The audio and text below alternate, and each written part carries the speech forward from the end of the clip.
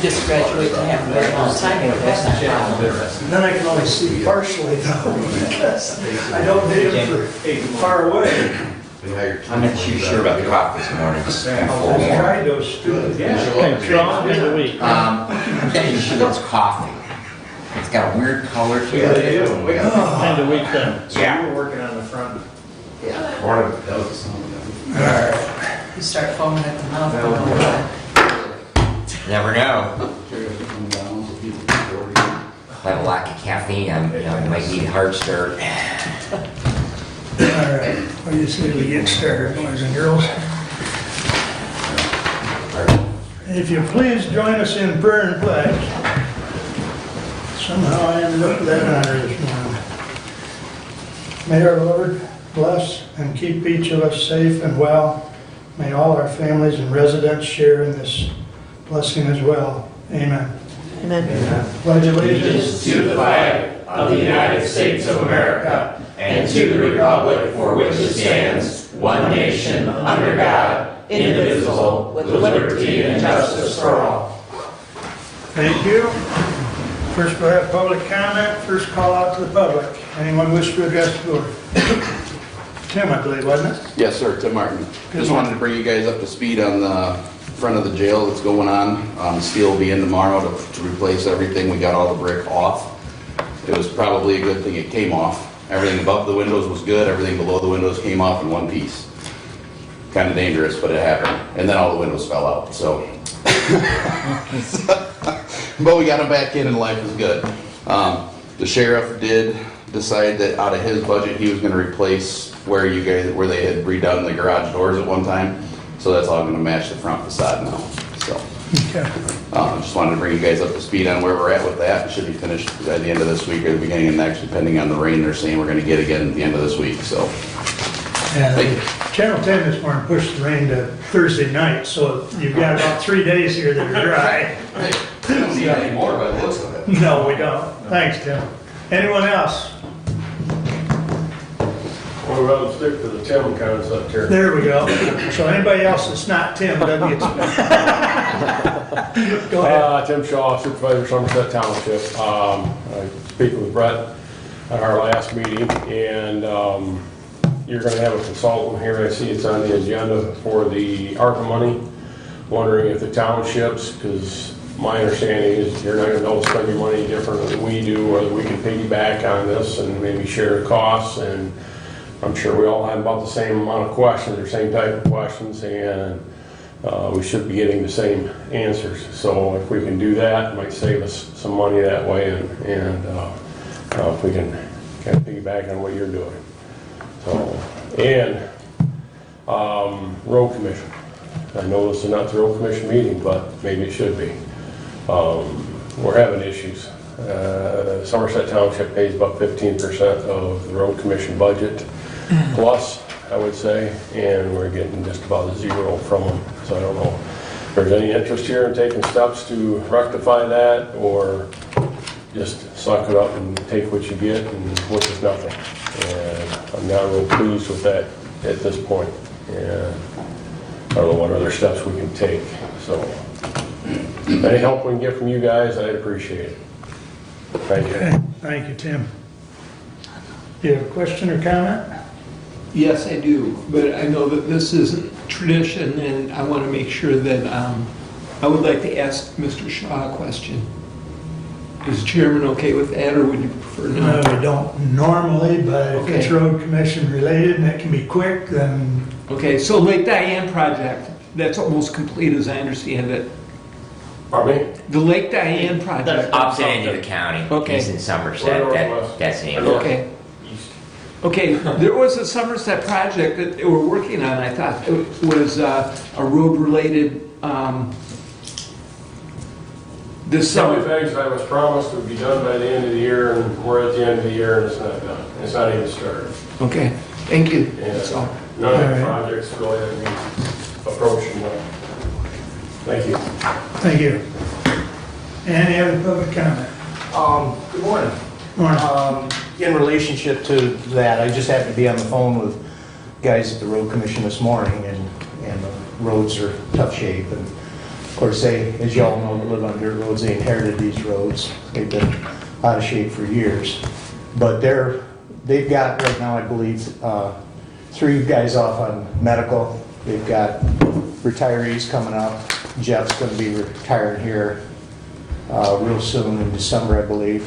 And so with what Mr. Shaw is saying there, and condition of my road, for example, and many others, is you guys are going to have your hands full trying to figure out, you know, how they're going to be able to keep up with just putting Band-Aids on. So anyway, that's the information I saw this morning that I thought I might bring up. Thank you. Thank you, Tim. Anyone else? Seeing none, we'll have another public comment at the end. Excuse me. Consent agenda, entertain a motion to approve. So moved. Support. Any corrections or comments? Hearing none, all those in favor signify by saying aye. Aye. Opposed, same sign. Correspondence is listed. Comments?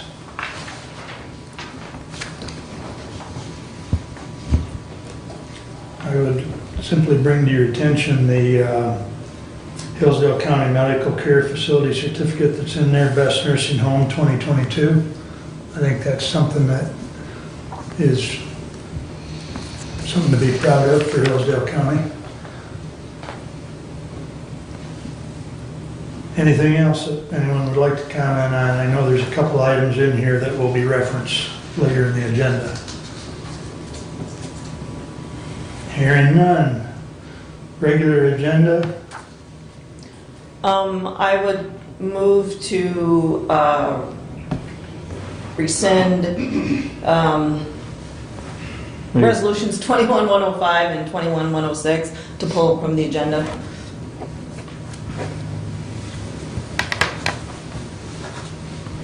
Okay.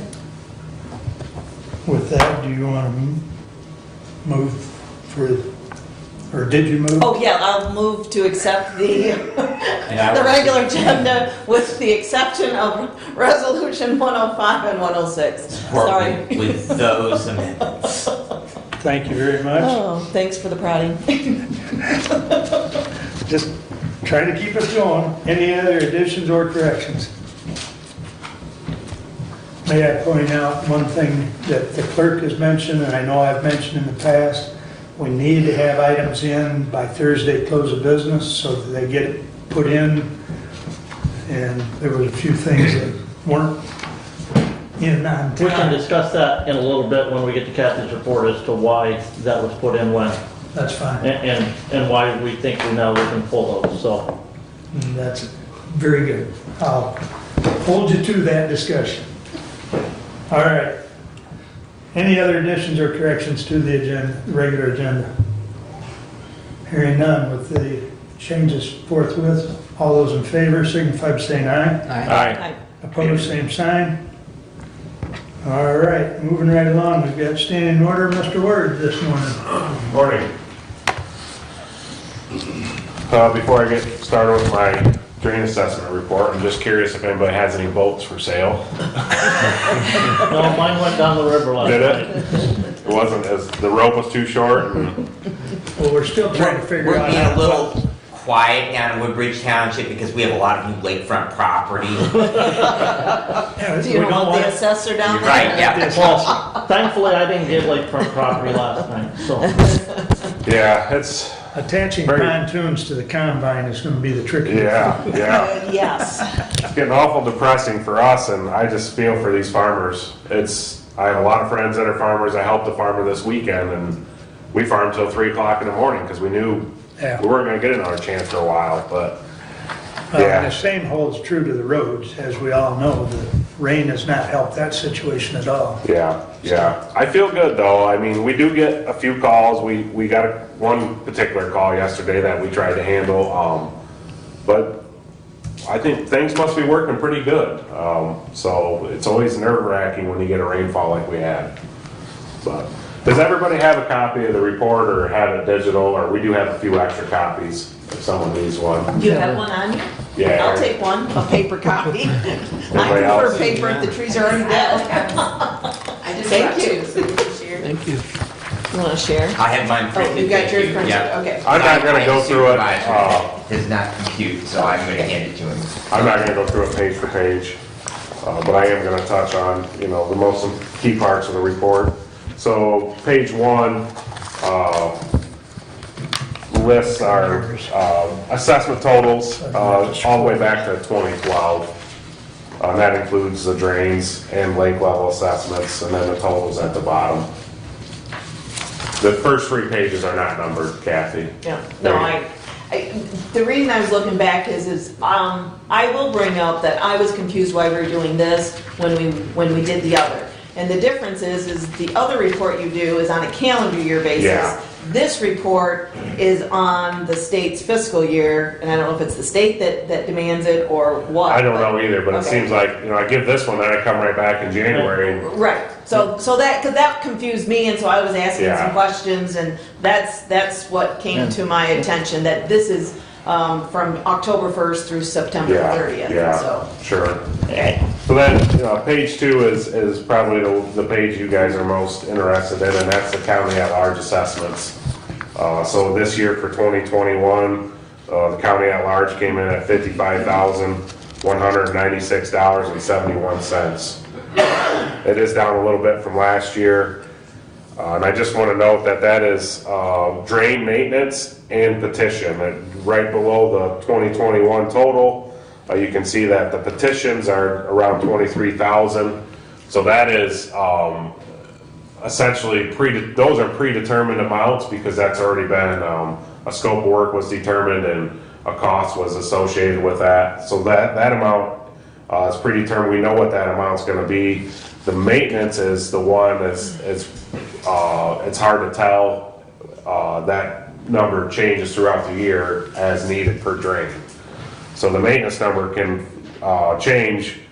The petition number, like I said, it's more predetermined. We can kind of assume what that's going to be for the following year. And then, so that has a total there down for maintenance and lake levels, the petitions, and then a total assessment for the year.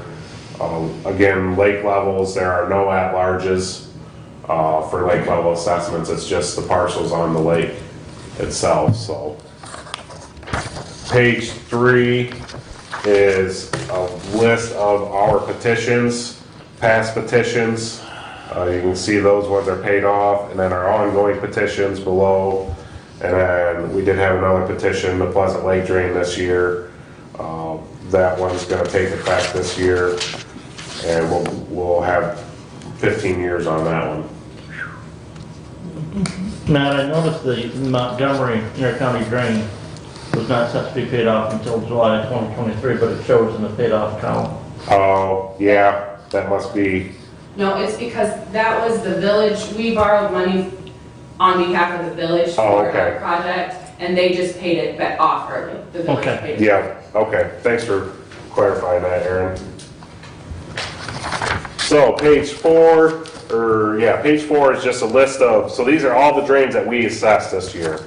Just the drains that were assessed and the amounts that were assessed. And then page 5 is the lakes that we assessed, and again, there's no at-larges for lakes.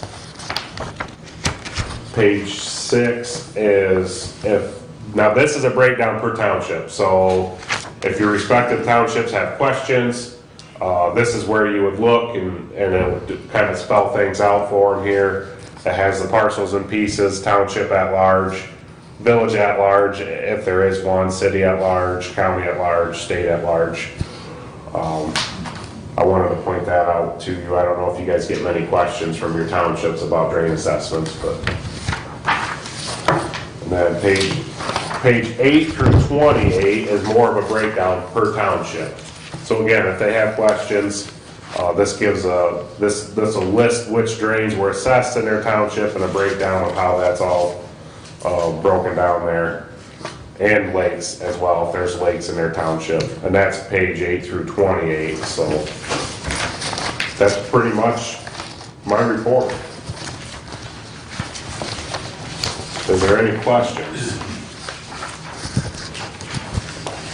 Do the townships receive this The townships do receive a packet of their assessments. Their version. Now, typically, we would have paper copies, but we quit doing that because no one picked them up. My plan is just to, basically, they'll get an email of their township page. I'll email all of them that, Does that go to the clerk? Township or clerk? the treasurer, whoever you guys want me to send it to. I think Karen has usually sent it to the treasurer. Yeah, I believe so. Because if it goes to the clerk, I'm just speaking as a former township supervisor, that if it goes to the clerk, it probably will get listed in their correspondence. If it goes to the treasurer, they may or may not see that, So let's just, if we're gonna do it digital, we'll send it to both of them. yeah, I mean, that would be phenomenal. And I will share the information with my townships as well, but yeah, if you got it to the clerk, that would probably be best. Thank you. Yep, I can do that. Any other questions? Where do you anticipate that coming at large on the, petitions roughly being the same next year? Well, we have a few irons in the pot that we don't know what's gonna happen yet. There's two drains that, we had the Board of Determination hearings on. They were deemed necessary. We haven't really moved forward with them in the aspect of we don't know what the scope of work is gonna be yet. There's another large drain, the St. Joe Malming drain in Wright Township, that was petitioned that we have yet to have the BOD. The Board of Determination is a three-person board. The entire drainage district is invited, they hear testimony, and then they decide, not the drain commissioner, if there's a project needed, necessary or not necessary. So we have not held that hearing on that St. Joe Malming drain yet. So to answer your question, really, we don't know. What are the two drains that you have had the Board of Determination? The one is the Clark drain in Woodbridge Township. And then the other one is the Church drain in Adams Township.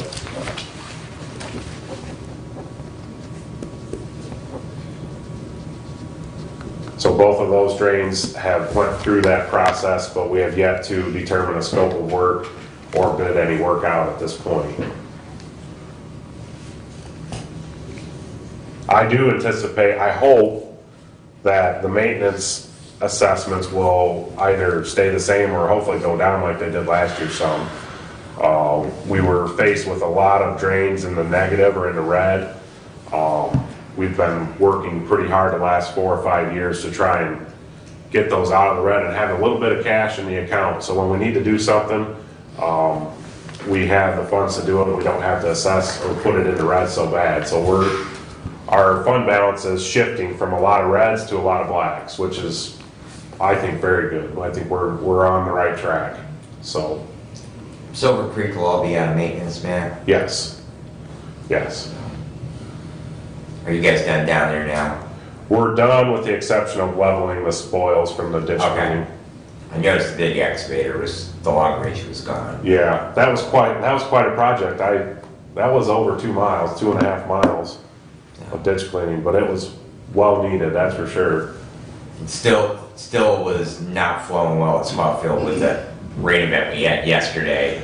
Yeah, I mean, that's yep, a serious issue in that area Yeah. on Spotfield Road where the creek crosses. You might recall a couple of years ago, we actually had to road a road away because of the overflow. yeah. That's a combination of the culvert there is probably not sized properly, and upstream of Squawfield Road, there's so much fall. So it rushes Yeah. down, and Yeah. then south of Squawfield Road, it flattens out, and it has to go somewhere. Right. Nothing to absorb it when it hits that culvert. Yeah, Because you're right, there is a lot of fall from up where Bud's Pit was, yes. up there. And then- Tremendous yeah, amount. Yeah, It's hard to slow that down. Yeah. Almost impossible. Any other questions or comments for Matt? Yeah, we need a motion to accept his report. You do. Yes. Move to accept the Drain Commissioner's annual assessment report. Support. And I take it we're doing that so the equalization department can add those assessments to all the tax rolls. Right. Yep. Everybody's nodding their heads. I'll look forward to my good news in November. All right, any more comment or discussion, questions? All those in favor signify by saying aye. Aye. Opposed, same sign. Thank you, Matt. Thank you, board. Have a good day. You too. All right. Moving right along. Now we're back on schedule. Good morning, Keith. Good morning. Morning. All right. I'm glad to be here, another month. Yep. Give you a little bit of report. Like I said before, I'm trying to figure out an actual routine of what you would like to hear. If there's anything that you would like me to add, let me know. And I will work on putting that into our monthly meets. But we'll start out. This time frame was September 1 through October 21st. These will break down. The following meeting will be monthly. We're just catching up. So from September 1 to October 21st, staff transfers out of the hospital for our crews was 15. We did 15 calls. Those are the emergency calls that the hospital wants to call out, and they contact the local dispatch center and they tone us out as an emergency call. So we've done 15 of those. Interfacility immediate and non-immediate transfers. Those are the transfers that the hospital also calls in. These are usually within 24 hours for immediate. Non-immediate is calls that are pre-scheduled transfers for maybe doctor's appointment. We did 55 of those over that time frame. In the past, I discussed with you about transfer days versus non-transfer days. And transfers handled on non-transfer days, we took 37. So we did 37 calls on non-transfer days. So that would make 37 times potentially that one of our rigs is in the area that we're supposed to service because another service was unable to handle that transfer. So if there's questions on do we have enough cars available, well, yes and no. But yes, in these cases, when we're leaving, when another service isn't providing the service they're supposed to, we're not available. So that's where mutual aid comes into effect and other services come into our area and cover the community. So that's where you might see Hudson or Somerset, Addison coming into our area. But then they get upset because they're in our area and we're not covering the calls, but we're doing the transfers. So there's 37 on non-transfer days. On our selected transfer days, we did 18. That's, again, Friday, Saturday, and Sunday, we handled 18. Now, I told you because of short staffing and COVID relation stuff, we're missing staffing and we started tracking. By the time we got it all set up to trying to get everybody on board with how we're going to track it at REU, we missed 4 transfers due to short staffing. So that meant we only had 1 vehicle available and it was considered not a stat transfer. So it was a non-emergent transfer that could sit in the local hospital until the following day, or they found another outside agency to come to Hillsdale County to handle it. Transfers requested from outside Hillsdale County. Coldwater called us twice and Allegiance called us once to handle transfers for other service areas, which of course we don't handle those. But we're going to track them to show that other services are hurting just as bad as our service, and it's showing that they're unable to handle their own. So, and then we'll go into, again, September 1 through October 21st, the average response times. Now the city, I put it in the city, which is Hillsdale, and I put in Jonesville because it's kind of close in proximity, but Jonesville is kind of a jaunt, but 8 minutes and 50 seconds. And then the rest of our areas that we cover, we considered rural, was 13 minutes and 44 seconds. Again, there's trains of thought on that. A lot of it is it the response time? I know our contract says 8 minutes, and I explained that before. That's kind of out of the norm. It's usually longer than that, national standards. But another way of looking at this is what you need to look at is if a service takes longer to get to a, let's say, heart attack. We'll use a heart attack. And our crew took 13 minutes to get there, or God forbid, 20 minutes to get to a call that somebody was having a heart attack, and we did a 12 lead and it said STEMI, and at 20 minutes, and then we took them to Allegiance Hospital directly. Well, we're saving time by going directly to a cath lab instead of the crew that may have took 8 minutes to get there and drove them to Hillsdale, which then they have to go through the whole process at the hospital, and then they have to call for a transfer or a helicopter to get them to Allegiance. So there's a lot more involved when you're looking at time frames and what's best for the patient, and you have to look at what's going to service the patient better, local versus going to a bigger hospital. That does come up a lot of times in local politics. People wondering why we're not going here. Our crews are out of the area because we're going to Allegiance or Bryan Hospital, which are cardiac hospitals. Our staffing levels, we increased one. So I told you before, we got full-time paramedics now, 8 that are cleared. We have 1 medic that is going through pre-employment. So as long as he passes through that, that would be another medic added on to us. Again, we have more medics working for us than EMTs at this point. We have 7 EMTs. Casual paramedic is 1. They're just required to pick up a 24-hour shift per month. And then casual EMTs, we have 13. So we have a lot of students. We have a lot of people that only want to work part-time because they have other obligations outside there. Recruitment and retention, we're still working on the same thing that we've been doing. Social media seems to be the big way of going about it. I pretty much go out to hit the local fire departments to see if they'll post it. I go on pretty much a lot of websites and try to get them to post our stuff to get the information out to other people. We did find a problem with our computer system, our website. So I don't even know if it was half, we could do online applications. Well, there was a glitch. I did a test one, it went through, another person did a test one, and it didn't go through. So we eliminated that. And basically, we have it up there with 2 emails and follow up a phone call to me. We don't want to have any chances of computer glitches and losing opportunities of bringing people in. And then again, our employees are actually the big recruiting tool out there. A lot of our employees know a lot of people from other agencies, outside agencies, and they're out there trying to recruit people in. But we're slowly moving. Like I said, if we could pick up that other medic, that would make 9 potential full-time. He wanted full-time, and I said no, because he wants to work full-time at 2 places, and we're the 2nd place, and if he's going to call up because he's overwhelmed or tired, it'll be with us. So at this point, I said we could go casual status with him and just allow him to pick up shifts when he can, until there's more dedication towards REU. Other than that, that's all I have. Any questions? Questions or comments for Keith? Thank you. Thank you. All right, we've got facilities update on the courthouse roof. Good morning, John. Morning.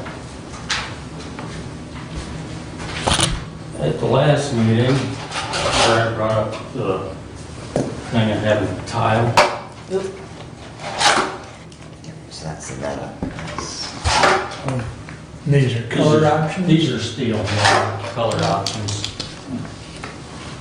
Are they all steel? Yeah. Oh, okay, interesting. Those just interlock, John? Yeah, they'd be like 3 feet wide, just like a shingle. Right. And they interlock with each other. Oh, I see, okay, yep. Interesting. So they maintain pretty much the same type of look, do they? Right. Okay. But we come up with pictures. Our house originally had standing seam on it.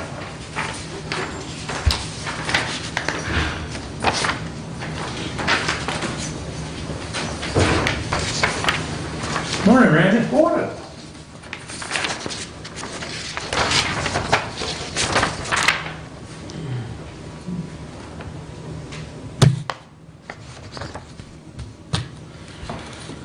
All right, Please continue. But got a guy that's, just talked to him yesterday, he's working on a price on the tile style. Uh-huh. The guy I had previous, he backed out. And I've talked to 5 contractors now. And we got price from 1 so far. What's been the issue? Just time, Okay. everybody's busy. Okay. Now, would these go right over top, or would they strip off? They the gotta old- strip off the old roof first. Oh, okay. A lot of weight up there. Yes. Oh, yeah, yeah, Now, a square of that clay tile weighs about a ton. yeah, yeah. That's an interesting problem in itself. Yes. Okay, So yeah, there's not a whole lot update, because we're still waiting on pricing from everybody. okay. At the last meeting, I think we saw a A price. price from Stoll. Are they the ones that withdrew? No, No, they're okay. the ones that just give us a price. Oh, they've just given a price. They weren't. No, the one that withdrew is from North Carolina, Okay, but he's got a house here in Hillsdale, and he's got crews that go coast to coast. okay. Yeah, Yeah, he's only got 3 crews right now, so he said he can keep them busy all next year Okay. without even touching this one, so he had to decline. So are we looking to do this project next summer, next spring? It's gonna be next year, by the time we get actual pricing, because these are just budgetary numbers we're getting. Nobody's even pricing the dome yet. right, right. Okay, well, I guess we'll have to, I think what we're looking for is more or less a green light. We can go forward and possibly put it up to bid in January. do you want us to pick a color too? Even if you like. Eventually, I don't think color's gonna dictate pricing, is it? I don't think so. Okay. Because I remember John, Just on steel, Green light. on your standing seam, you'll have, Yeah. there's 3 or 4 colors that are premium priced, like the one we put on this roof. well, you remember John Berkeley was adamant about getting that copper color, Yeah. which Yeah. we didn't do. And I think that was partly pricing, Mm-hmm. so. Yeah, it's gonna knock us out of budget, so Yeah. that's the reason we ended up with what, second choice. Right, right. I'm happy with what's up there. Looks good. All right, well, so if My- I'm hearing you correctly, you want permission to at least keep moving forward? Yes, I want permission to move forward and to send it out to bid in January so we can get it done over the spring. I will say from an ARPA standpoint, I know that Derek and the budget committee wants to sit down with facilities and IT and kind of shore up that list. Definitely have projects that we need to get done. This is one of them. I just want to make sure that the scope of the project is where we want it to be, which is again, if the clock tower is the time to do the clock tower before you put a new roof on, is what I would assume. So, It would all tie together, and so, that would make sense from that standpoint. The other thing is just the logistics, being able to put all the logistics together, and it's going to take quite a bit of time for us to do that. That's the reason we're approaching you now on it.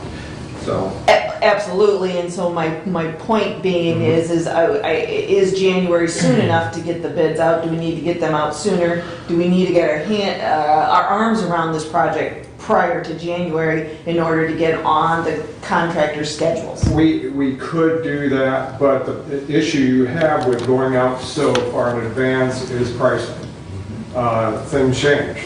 Right. So, you won't get as solid as a price, you probably have more of a high-low type situation in that. So nailing somebody down that far in advance is really tough to do, especially when they're as busy as they are right now. So that's something to consider. I feel that if we got it out around the 1st of January and everything, that gives everybody enough time to look at it. If we award it, then order it and still have it in time for spring. So that's kind of what I'm looking at. Okay. So would it be safe to say that you would have final bids to us? Absolutely. This is over 20,000. Yeah. And the bidding process, I will bring the bids to you with my recommendation on which one I like, or, Yeah. John and I like. Well, I guess where I was going, Randy, is Yeah, and final bids in January so that we know where we're headed. Yeah. Because we Yeah, need to and- keep And that's this. what I'm trying to do, Okay, is okay. get it to you as soon as I can, early as I can. But Yeah, it's one of those situations where we have to do it, there's no getting around it anymore. And we're still, so I wish these guys get numbers back to us, so if he's gonna go with this style, standing seam or shingles, Right now, we don't know which way to go. Well, I think if we go with this product, it kind of maintains the same appearance or same look, but Well, I think their point is it used to be a standing seam, and at some point, somebody decided the tile roof was the way to go. okay. So I personally, my thought would be is, which one is the stronger roof and the more economical roof?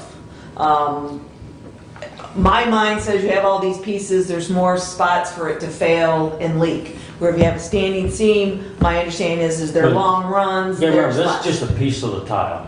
Okay, This is gonna be a sheet about this wide, so it goes just like Okay. regular roof tile. okay, But this is gonna be more expensive than standing seam. okay. I believe, what'd you say, it was about $200 more a square?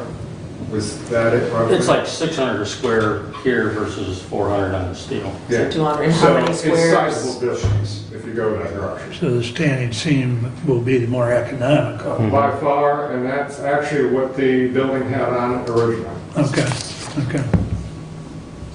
Well, But you'll I'm get curious bids for about that, both. Randy, because I'm not, I mean, standing seam roofs are usually, like, the courthouse was built in the 1890s, and so, when was the barrel tile put on? Because it just seems like that, that roof Like, failed. I'm trying to get a handle on the timeline for that. I have no idea why they would go from a steel roof that they had to this clay. I have no Right. rhyme or reason for that, and I don't have a timeline on that. We know it was sometime in the 30s, wasn't it? when you well, looked that at- picture there is from the 30s. Yes. So, I don't have an Okay. answer. Could have been. I have some contacts with some of the local historians. I'm gonna reach out to them and see, what, because there actually is a surprising amount of documentation on our building out there in the community. I mean, there's, still programs from the dedication, and people collect that stuff. So I'd be interested to see if we can find out, because it just, my township, is an old church that was built about the same era, 1890s, and it's got a standing seam roof on it that's, still up there. And it seems weird to me that, 30 to 40 years after that building was built, that they changed to, what was probably a pretty expensive barrel tile, in comparison to standing seam. I think it was strictly for cosmetic reasons. I can't fathom that roof. You look at farmhouses right now that are well over 100 years old. Right, yeah. The roof's on, Yeah. So I think it strictly was for cosmetic. I don't think it was because the roof was shot. Okay. So, Interesting. I see on the tile look, they have a grain on there that's gonna wear off in time, but I assume it wouldn't affect the integrity of the roof. Right. That grain on there is just for looks, to make it look, would that be correct? Yes. Okay. And then my other question would be is, if you have to work on that roof or above that roof, which one's easier to work on? This type, because again, there'd be some traction there, whereas a standing seam, there wouldn't. Right. But do you have the tools such that that's really a non-issue? That's really not an issue. Okay. so basically we're asking, which one you like the best and which way we go, and, as far as what roof we're gonna use, and go forward. I think, my opinion is we go forward. It Okay. needs a roof. And I personally, if we can find out the cost difference between going with this versus the standing seam, I would like to know that cost. At that point, I think we could make the better decision as to which way to go. I don't think there's any problem with putting the bid out for both, is it? I mean, Not just really, the it's materials hard finding difference. people that have worked with this type of Okay. tile. Okay, Yeah, it's more specialized. Yes. okay. So it may not even, they may not even overlap, people that do this probably specialize in that, period. So what you're It just saying- depends. Might be easier to get a bid for standing It seam. would be Yes. far easier to get bids for standing seam, yes. It's more common. And/or get the job done on time. Well, get more done this, I mean, already for next year is, And I would think, Jim's back there now. I would think the standing seam would be easier to get hold of. I mean, as far as we can actually have that made, and this here is a different story. Right. Getting hold of any building materials last year has been tough. Yes. Sure. It is getting a little better. So do we think this is going to come back at the next meeting and Brad can bring his information as about the historical aspect of the building? And you could come back with actually an estimate of the number difference between the two products? Absolutely. And then we could move forward at that point? Yeah. Is that, Well, that's fine. I mean, if you want to bring it up at the next meeting, I mean, we're not going to put the bid out till January. Correct. So, it's- but they won't have put both bids out. We could go one way or the other, well, is what I'm I would thinking. prefer that if we could. yeah, well, I think from what John's already said, we're looking at $200 a square more for this material. Right. Not to mention, there's less people available that do this product. And I agree, but I would like to know what the number is and consider the historical aspect to see if that number is something that if it is historically accurate, we're willing to spend the extra. And that way, we've had that conversation at this level and the public knows why we went the way we went. That's fine. Is what I I'm don't- thinking. And then there's an additional component to this. We have 2 more roofs above the one. So, we have to get numbers or get a general idea of what that's gonna cost. Because there's no sense just doing part of it, Bell tower is a flat roof, right? I mean, the bell level, that's a flat. rubber, yeah. Yeah. That's a rubber. I'm not overly concerned with that. Above that, we have to do some more looking and see just how bad things are or how good things are. Glass half full, half empty. I think we're going to do the courthouse, we're going to do the entire roof. Yeah, and I guess the other- And that is not included in what John's Right. told you so far. Okay. That's going to be over and above. And the other questions I have, Randy, are, are there structural things? Because, I mean, we're gonna have to be getting up there, okay? I mean, so whether it's scaffolding or, sky tracks or whatever, and I know that we've had sidebar conversations about where we have rot in some of that wood up there, we have other defects. I mean, if you get up to the crow's nest level, that's all cast iron up there, and, do we have corrosion issues? Because the labor component of getting up there, I mean, Absolutely. especially if we have to erect scaffolding around, that tower at the very top, that's probably about the only way we're gonna reach that. So, That's going to be pricey, any way we do Yeah, that. right. That's going to be the pricey part. As far as roof structure, I'll tell you right now, we're going to have rot. I can see water coming through into rafters and what have you now and coming down through. Yes, we're going to replace boards. That's the reason I would love to have done it yet this year, but, Right. weather timing is not possible. So, but I'm thinking fascia too, because we have stuff that's tucked up underneath there that's not actually part of the roof, it's actually under the eaves of the roof. But if we're up there, obviously there's additional labor, but it's the rigging component. I would think that you could see a change order pretty fast on this. And I would also put my 2 cents in that the more all-weather materials that we can get up there, now's the time. Absolutely. Okay. I don't want to paint wood if we can do something else that's a longer-term fix, is my point. So. Vinyl or aluminum, very appropriate. Right, But and you still- it can be expensive, but we don't want to go back up there Well, and have to try to exactly, maintain it. and we'll bring the numbers to you and you weigh it out, money versus what? And most fascias, even if they are wood, are wrapped with aluminum or vinyl nowadays. I mean, the painting aspect is starting to go away. Right, right. Nobody wants to do that, even on a house. No, That's true. so, Okay, well, let's revisit this at the next meeting after they have some more, Budget Committee has some more discussion with you, and Brad looks into that, and then we'll give you a green light next meeting on this material or the staining, Sounds good. or seamless or whatever. Yeah, All right, thank you very much. thank you for the update. And you guys took off a little early on me. I was expecting 10 o'clock, so. I see that. So we might, we might, anyways, we might actually get done before noon. You said that out loud. I know, I just jinxed us. All right.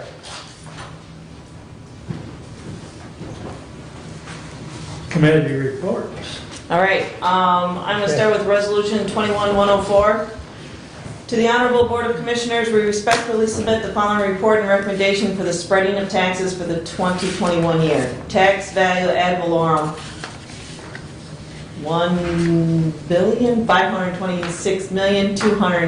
$1,526,210,983. I don't read those that size number very often.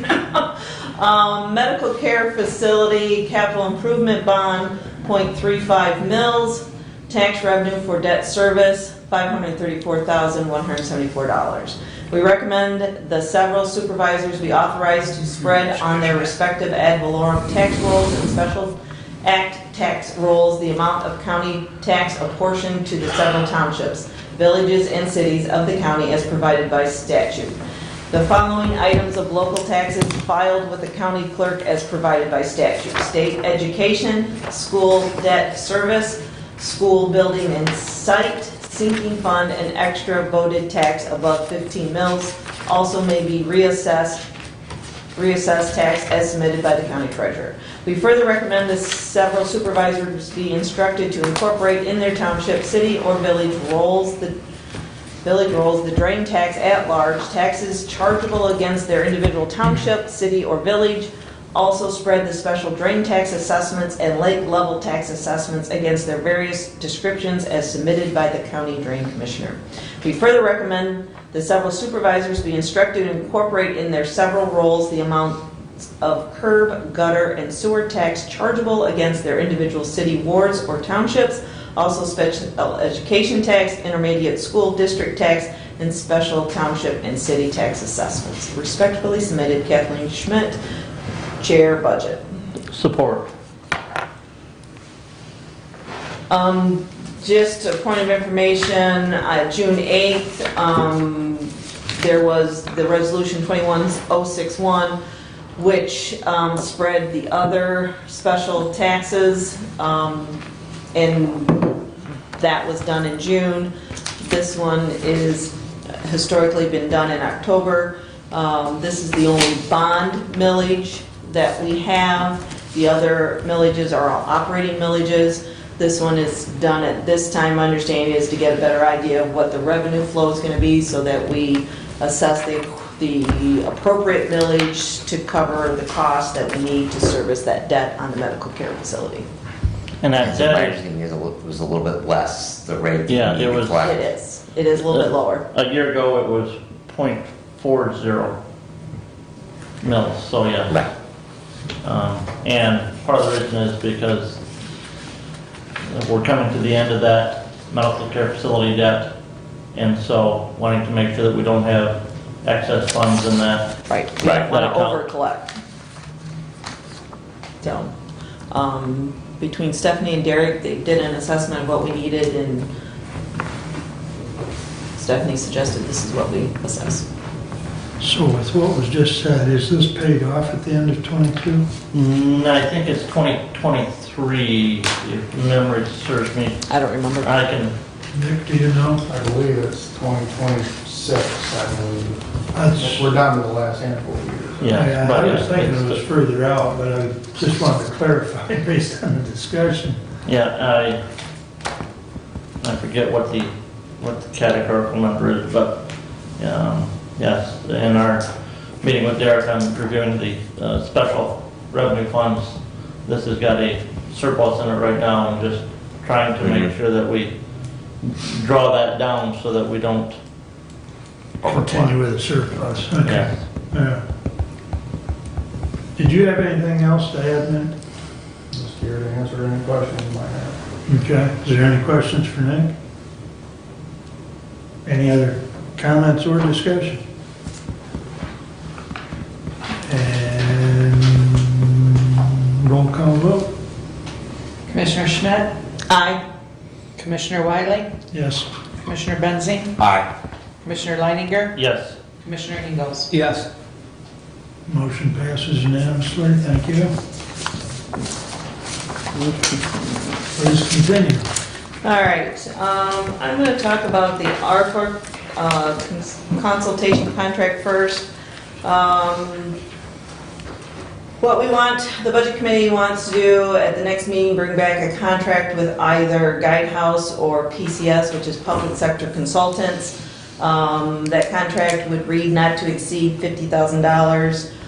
What we want is kind of a time and materials type of contract with them, so that as we go through this process, we can send emails and have them consult with us on our decision making, that it does, that our understanding of the rules conforms with their greater knowledge of the understanding of the rules, and it gives us someone to bounce things off, where they have the larger view of working across several counties and kind of seeing what's going on. So it's an expertise kind of thing that we want, and our thought is we'll bring back an actual contract for approval at the next board meeting with one of the two.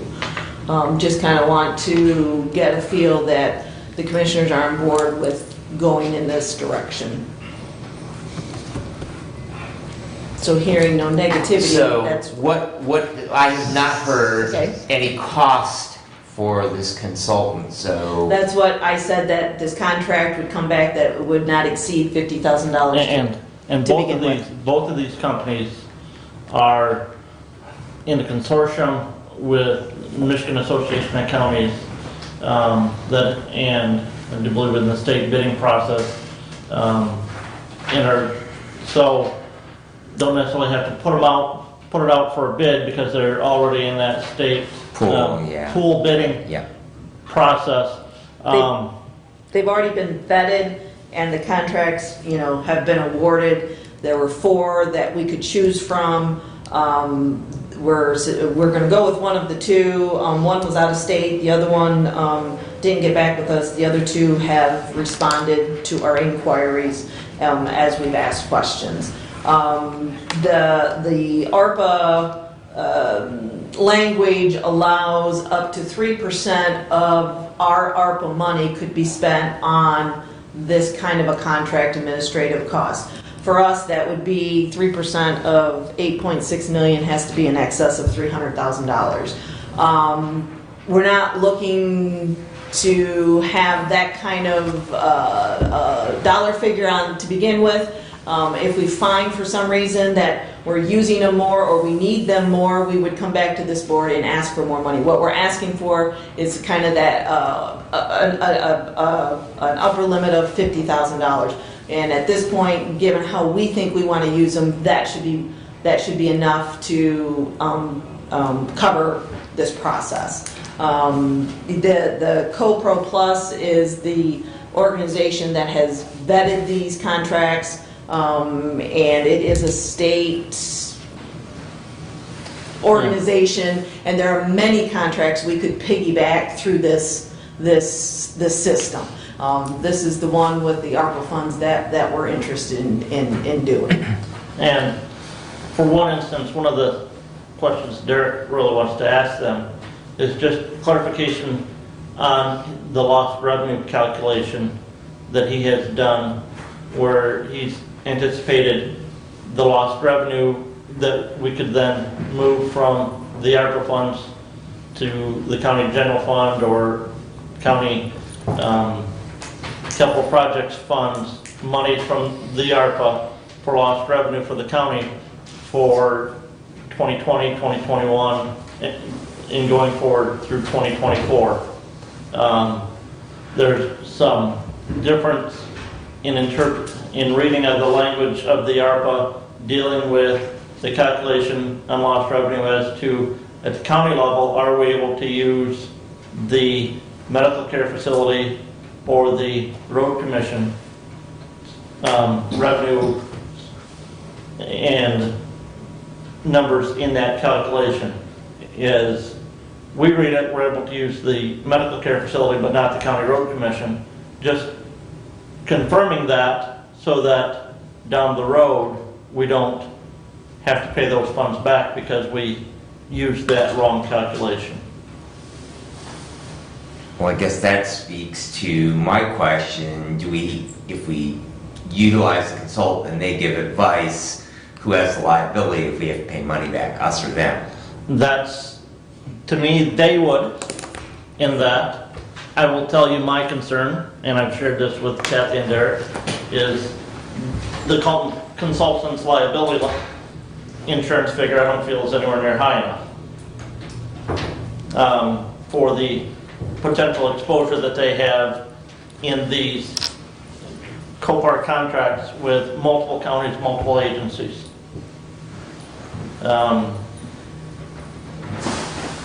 That's something that, to me, I think we can go back and I don't know if we can ask for a higher limit. Because I do believe in that there are $1 million per occurrence. I don't believe you're hiring these consultants to shield you from having to pay back if you do something wrong. The culpability is our culpability. We're hiring these consultants so that we have less exposure, that we have someone who's an expert in the field to guide us to make sure our interpretation of what we're doing is the right thing. And I think it's then on this board to decide whether we're going to do something that's out there on the edge, or if we're going to stay in the lanes and not try to push the envelope. So I don't think you're going to get any consultant to have enough liability to cover the kind of money that's been given out. So I just don't think that's a reasonable ask.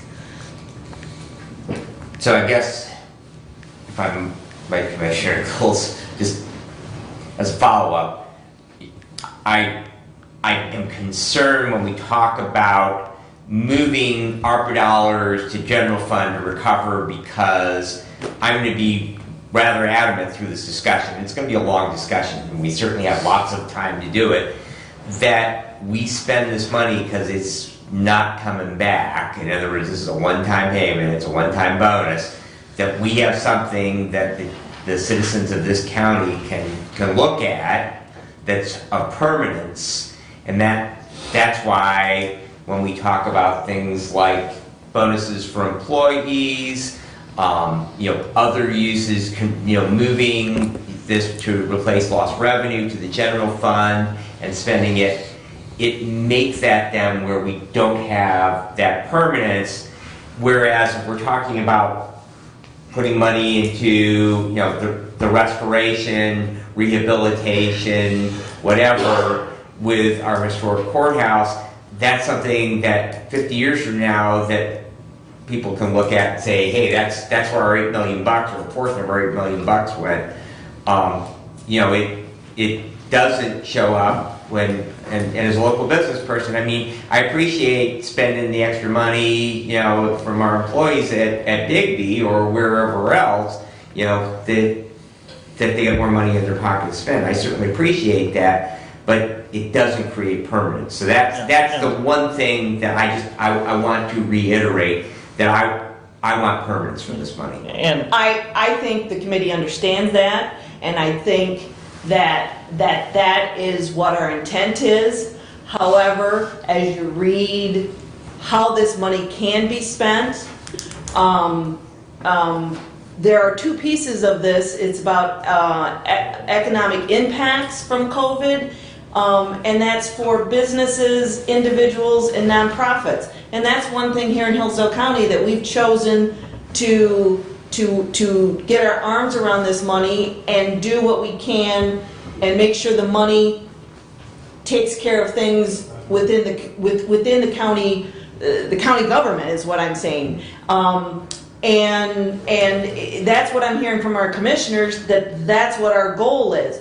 So when we talk about the lost revenue and it getting, that calculation, you figure out that dollar amount, and then it essentially becomes general fund money, our intent would be to put it in a capital project fund area so that then that money can go towards those kind of projects that need to be done within Hillsdale County.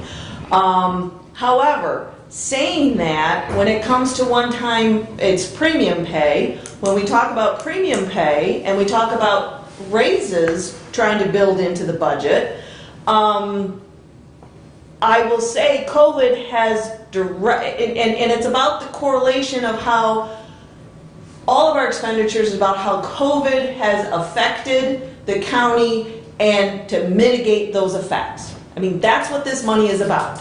So when it comes to one-time premium pay, what I'm hearing in the county is that we have inflation and that somehow we're trying to fund some pay raises. Well, that inflation is directly related to COVID. COVID has brought that inflation to Hillsdale County, all over, but we're talking Hillsdale County. So if that's the case, we know we don't have enough general fund monies to fund the kind of raises that have been talked about. We have this ARPA money that for 2022, we can decide to spend some of that money to pay for these one-time premium pay. I understand that the flavor of the commission is to put it towards projects, and I'm with you there. But if you also want pay raises, unless you're going to cut some kind of county services, employees, or something, you're not going to pull those kind of pay raises out of the general fund dollars this year. In 2023, that might be a different story because maybe that inflation rate is going to hit your property tax revenue and your other types of revenue streams. One of them would be the state revenue share.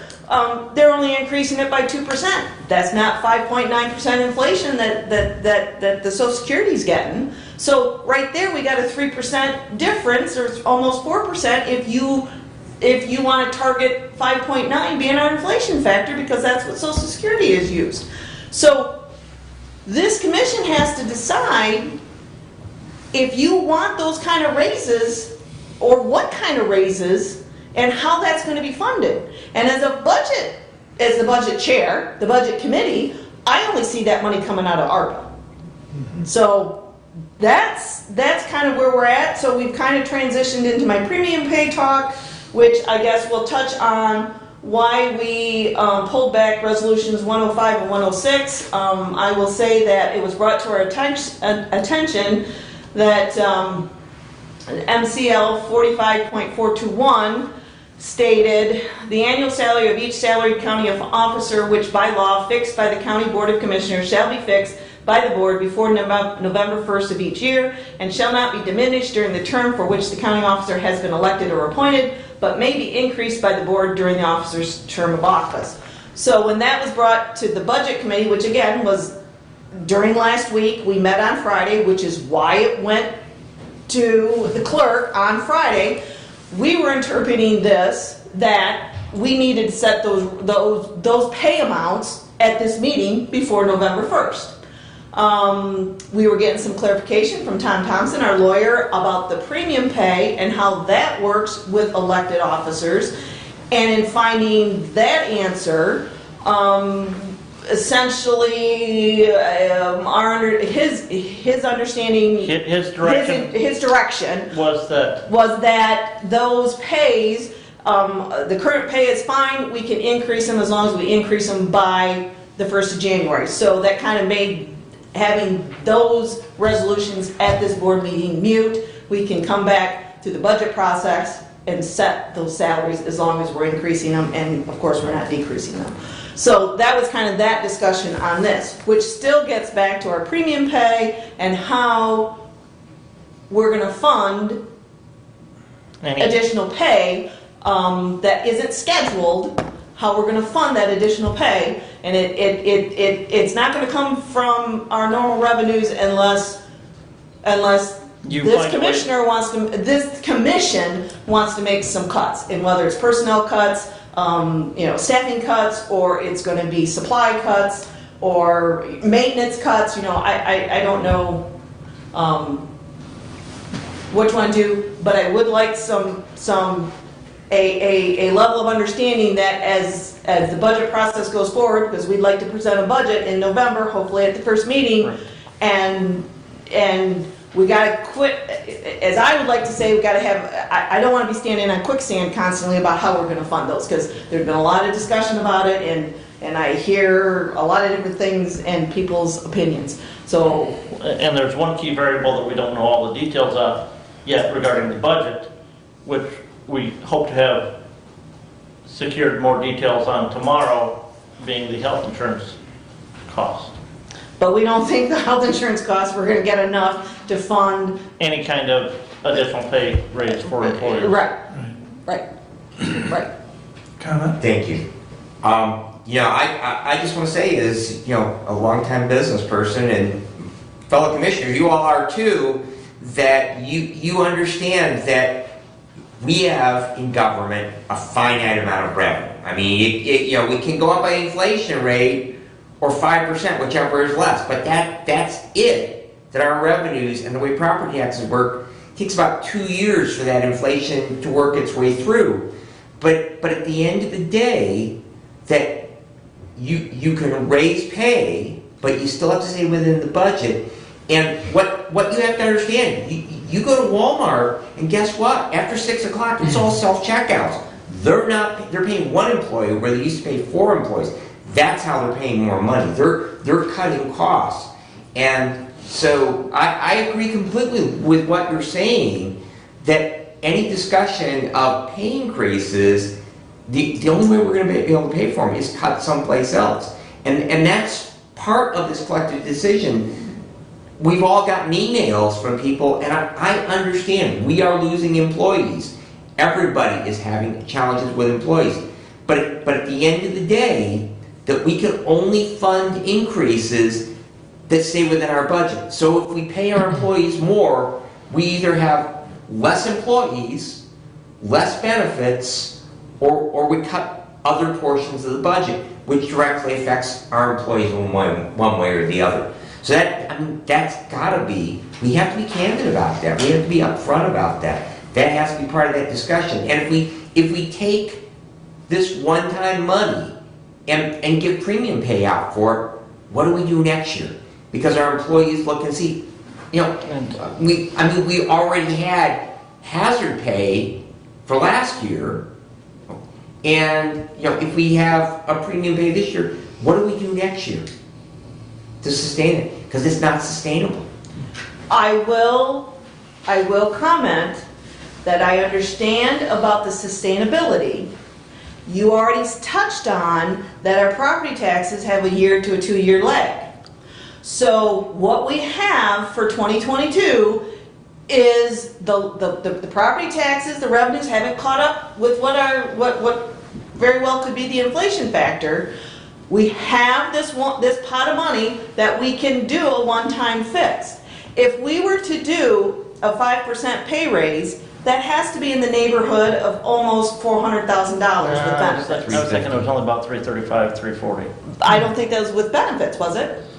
That was with, I thought that was with the FICA, Medicare and retirement included in, because. Okay, anyway, we're talking between $350,000 and $400,000.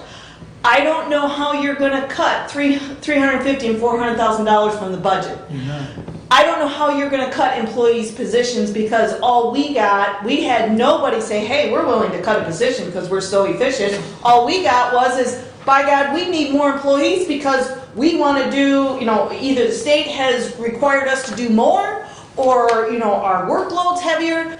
quite frankly, you've come from the sheriff's department and want an additional person to do this training. If you aren't gonna fund pay increases, I don't see funding any staffing increases. So I think you gotta get on board. Either we're gonna have these employees and we're gonna provide for this for the next year, and then the personnel committee during their contract talks can figure out how you're gonna fix the pay scales. I don't think this budget committee has that ability to fix pay scales, but we do have the ability to use the ARPA funds to help show good faith towards providing some more wages. Doug, you had a comment. Couple of questions. The first, I guess I'll go with a little bit on the pay and spending the money. You know, the budget's coming our way, and the budget has many pieces in it. And we're talking about one little picture, one little snapshot, one little frame of this budget that's coming that is a movie, so to speak. And to ask the question on, you know, what we need to do and where we need to head, for me, this commissioner needs more information. I need to see the movie more than I need to see the frame. You know, I think that that it's all interconnected, and that you can't just say, well, we want to spend money on the payroll, or we want to spend money on the facilities, or we want to spend money on whatever the department is. For us to sit here, I need to see what it looks like before I can answer. And I appreciate that Commissioner Langen the other day called me and said, you know, there's pieces of this puzzle we don't know yet. I understand that. I'm being very patient. I've asked several times for information on the budget so that I can help answer that question. Right now, I can't help answer that question. And again, hopefully we get a big piece of that puzzle solved tomorrow, because we have an insurance committee meeting tomorrow. Then the budget committee was going to meet again on Friday. And my goal was to have that budget where we could share it then with all the other commissioners at that point in time. Which would be at the next meeting. Right, so I At see. the first meeting in November. But I think what you have to take into consideration as well is that your pay and benefits are going to be by far the largest part of this budget. So quite frankly, we could bring a budget. I mean, we have a budget pretty much. We've had a budget pretty much where we want it for the last 2 weeks. The problem being is this whole wage thing. How do you incorporate this wage thing? And I will tell you, within the budget and there is no additional funding for that right now. Not for this, you know, talked about, you know, potential cost of living 5% pay raise. There's no money in the budget for In that. the general fund budget, there is no money for that. So as a budget person, we're coming back with, we have ARPA money that could fill that hole in 2022. And in 2023, with the negotiations with contracts, if those contracts go up by that kind of amount, hopefully then our revenues are going to increase enough to cover it. Yes, because, you know, and I was at a school board meeting last night, and we voted on healthcare for the employees of that district. The average cost there is about $400 a month less than the county's average cost for healthcare.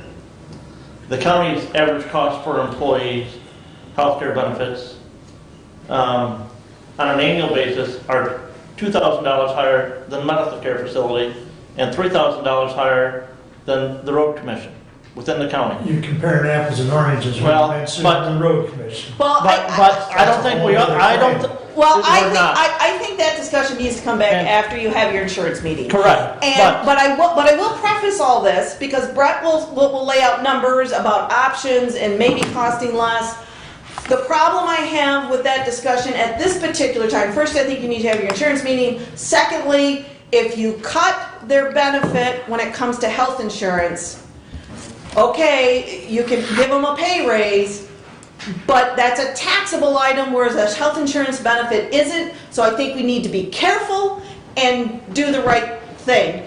And I'm not so sure that cutting their benefit for health insurance is the right thing for 2022. And I won't say cut it, I'm gonna say adjust their benefit, because it wouldn't have to be a cut per se. I don't think adjusting that benefit for 2022 is the right thing to do. I think that discussion should be had when the contracts open up to see if that's something that they wanted, that the employees want in conjunction with discussion about pay raises in those contracts. I don't think for 2022, we're in a position to get those health insurance changes for 2022. That would be my opinion. I can tell you right now that any decrease in healthcare benefits goes over like a lead balloon. If anything, they want better coverage. And as for your comparison to medical care, not true at this point in time, because their premium quote for 2022 is up by 20% because of their high utilization. And they are scrambling. And there is renewed conversation about the county and medical care. Well, joining. and So, and again, at the school district, we are in the Lenawee County Consortium. County Consortium for Healthcare Benefits. makes a Okay. difference. The group size always makes a difference. Well, have we ever considered that at the county level? We have, and we're working on it right now. And I'm not just talking with medical care facility, I'm talking with multiple counties in a consortium benefit type plan to And it's reduce never that. been discussed, and that can be discussed tomorrow, but Because, we've never discussed it as far as a consortium, so. But most counties, it takes a little effort to get them to do anything together. I mean, we do have some things, we work with Lenawee or we work with Branch County. but- and understand, we're talking about pay raises. But in compensation, you have to look at the whole package. Agreed. And again, if you take an employee that works 2,080 hours a year, and the county's cost of healthcare benefits in 2021, those are the numbers that we've got, are $2,000 a year higher than what medical care facility is. That's $1 an hour. Okay? We could be paying that employee $1 an hour more in wages than we are, because our health insurance cost is $2,000 a year higher than what medical care facility is. And I know we've had employees leave the county and go to the road commission, who somebody thinks their health plan is a lot worse than ours. I think it's better, a lot better than ours. And they're getting higher pay, a lot higher pay, more than $3,000 a year higher pay, because their plan is $3,000 a year, average cost less than the county. Those are things that all come into play when we talk compensation. And I know somebody on this body wants to see a pay raise for employees, but we have a contract with 3 bargaining units that is not up until 2023, January 1, 2023. Those contracts were negotiated. I have yet to have a phone call from anybody representing those unions saying, we need a pay raise. Have you? Yeah, I have. Why hasn't that been communicated to the rest of the commission? I communicated it to you folks. Because That's why I sent you the email that I did almost a month ago. do they want to renegotiate their contract? No, they're talking about premium pay, just as Kathy has indicated. Okay? You know, and that's where the discussion is premium pay. We're not talking about opening contracts that aren't scheduled to be open. That's a whole nother ball of wax. Let the contracts open on course, you know? At least that's my opinion. I don't want to be opening contracts prior to their, you know, date to be open. But premium pay is another discussion. Go ahead, Deb. Okay, the second comment that I have is regarding the consultant. You know, we've got an offer from a township who'd like to piggyback and join in. I'm wondering if other townships would be interested in it as well. What I will say,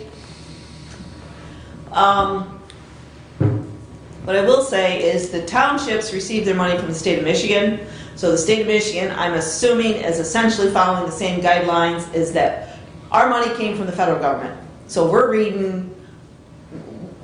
are reading what the federal government's telling me we have to do. So the state of Michigan, because the state of Michigan got the money from the federal government that they're now funneling to the townships. So the state of Michigan has to essentially follow those same rules, but the state of Michigan doesn't have to, the state of Michigan could layer on more rules for the townships. I don't know what those are.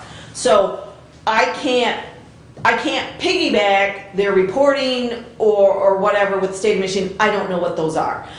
I do know, we do know how ARPA money needs to be spent, and they essentially have to follow the same rules. I do believe if they want to enter their own, I don't know that they can piggyback with us per se, but I think they could have their own agreement with these consultants as well to be able to send in their questions. Now, that's not to say that, and I don't know what their township association is telling them. I'm not sure how that's working, or if they're giving you guidance as to a group to send these questions to see what townships are doing. The township, my own townships in my district that I have asked this question of, I believe one of those townships aren't, they're still of the opinion they're not going to request the money. And I have repeatedly said, I think you should request it. You have until 2024 to determine how to spend it. And I do believe, absolutely, if they have nothing in the township themselves that they could spend it on, they could pool it with other townships or with the county for appropriate expenditures under this program. It definitely could happen, but they have to apply for it. They have to essentially document appropriately to get that done. And again, Tim talked to me about, potentially doing some co-op cost sharing with the townships just last week. We haven't had a chance to discuss that yet, and that's a question that we could ask both of the consulting firms, is that, if we enter into a contract for the county, can we get some... What services can we get for the townships? And again, if they're going to submit questions, there's going to be a cost. I know right now you already want to limit what we're going to spend for them, so I would hate to, cover the township costs for those kind of questions, which, again, we could work it out, but I think the question could be asked, and I'm not opposed to that. I don't know what your township association is advising you of. We had a little video conference here the Friday morning, what I think it was, and it was 2.5 hours long. It's informative, very informative. Was that the MSU ARPA? Yes. Okay, I was on that. Okay. Okay, and I would say that I didn't get the feeling whether they were targeting, they weren't making a distinction between townships versus county. Correct. So there was no kind of conversation to that effect. I would have thought most of that conversation level was kind of at that county level, or those large townships that would have gotten money directly from the federal government, was kind of my feel. So, but I was on that, I did participate in that. But I'm curious what the Michigan Township Association is suggesting you townships do to, share that money or like you said, join them together and collaborate on what you're doing. Any township that has fire departments, I think, could use up their money themselves pretty easily. If you have parks, you can use up your money pretty easily. We don't have, $400,000, I know a lot of money, but... Is that what? The township level or whatever, that's not a lot of money. No, it's not. And I would really, I said this from the beginning, and Brett, as soon as he said he's got money coming in, is we need to enhance the radio system in this county. Right. And that is huge. Right. You've got issues, you got to take care of your infrastructure here as far as your courthouse and that. I understand all that. Well, and I will say at that meeting, that Zoom meeting we were on, I did pose the question to the speaker of, hey, can we use these ARPA funds to offset the cost of 800 megahertz radio? And he's he definitively said, you write the narrative that because of COVID, you have more responses, public emergencies, so on and so forth. You need better communication. Hillsdale County, with their old antiquated system, doesn't have the right communication, not only within the county, but to communicate outside the county. So there's the narrative to say, yes, it could be spent on 800 megahertz radio. Now, we haven't got that study back to know what that dollar figure is.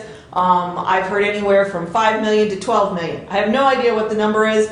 I know ARPA money is 8.6 million, and I know we have some construction needs within the county that need to be addressed. So I don't think we have 8.6 million to put towards 800 megahertz radio. The broadband issue, you could put money towards broadband. I don't, we've started the task force. I haven't heard where they're going. But do you have enough time to spend the money on broadband, let alone enough money to actually do something significant in broadband? And I don't know the answer to that question. Well, there is other monies out there from what they said in that meeting for broadband. And I would agree with that. And I will also say that the state of Michigan still has somewhere, I think it was $6.2 billion of ARPA money that they have not decided how they're going to flow out. The idea from the associations I've been listening to and that's the MAC Association, is, hey, you want to leverage your money. You want to leverage your ARPA dollars with the state's ARPA money and get more money coming to the county. So I'm assuming the state's going to do some kind of a granting process to fund some of these holes, and it could be broadband. I don't know. If it's a sewer project, I don't think Hillsdale County, as a county commissioner, we don't do sewers. And when it comes to broadband, if there's a lot of rural counties in Michigan, is there enough money to address the situation or not? I don't know. I don't know the magnitude of the dollars.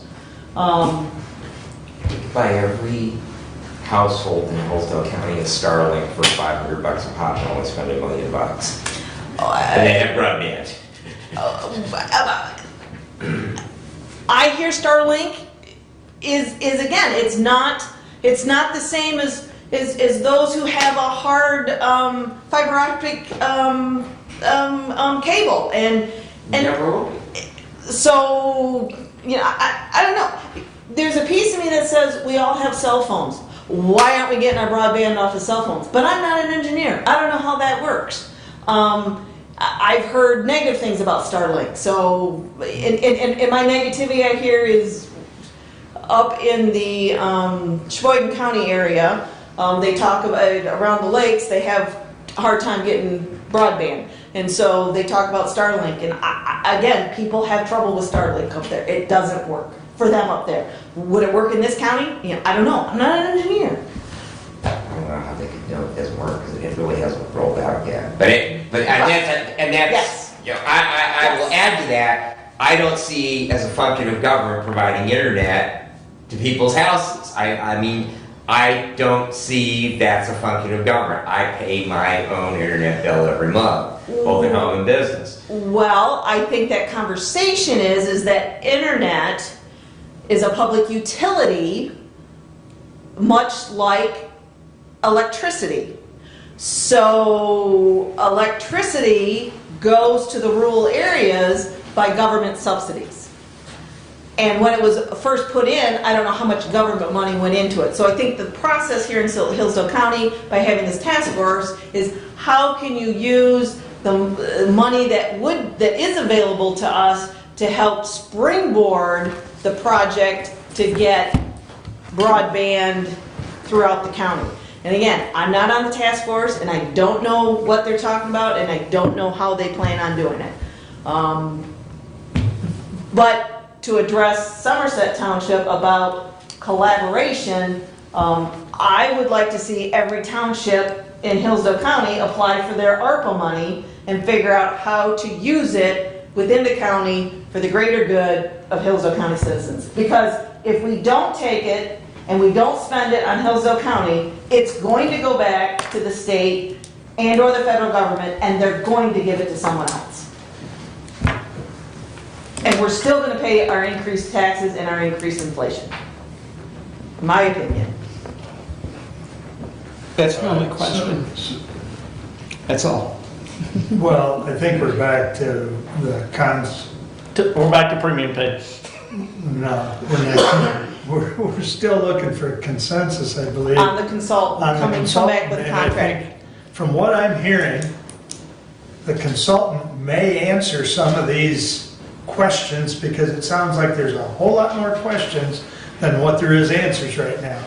So personally, I think whether it's $50,000, which I think is what you indicated for the consultant. Right, to begin with, that's what we're asking for. If we find out we end up in a can of worms or something where this cost is gonna explode, we would come back. And when I talk explode, it's not gonna exceed 3% of our allotment, which is just north of 300,000.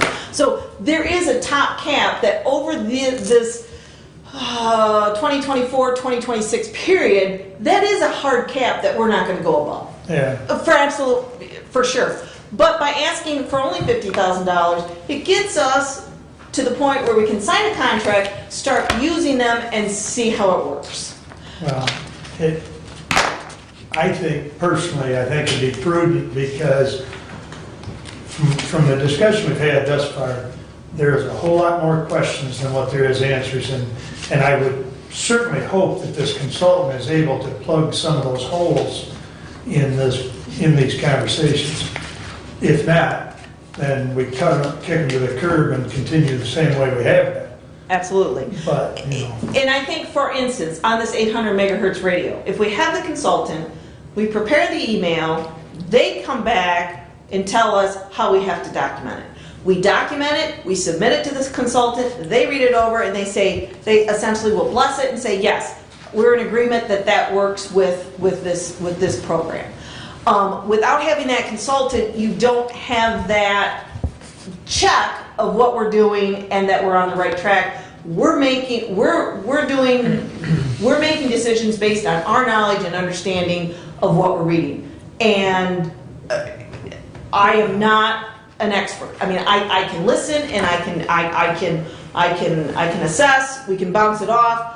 But I'm not working in any other county but Hillsdale County. So it's a way of finding out what other counties are doing and how this is moving in that direction. So we're not doing the contract right now. You want a consensus of, do you want to bring it back next meeting?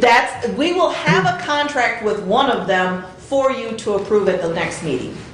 She's just asking for consensus for basically permission to go ahead and get the Permission to go ahead, and quite frankly, if there's 4 people sitting here that think this is not where we want to go, I don't want to waste my time. I mean, that's quite frankly where I'm at. I think that's a good idea.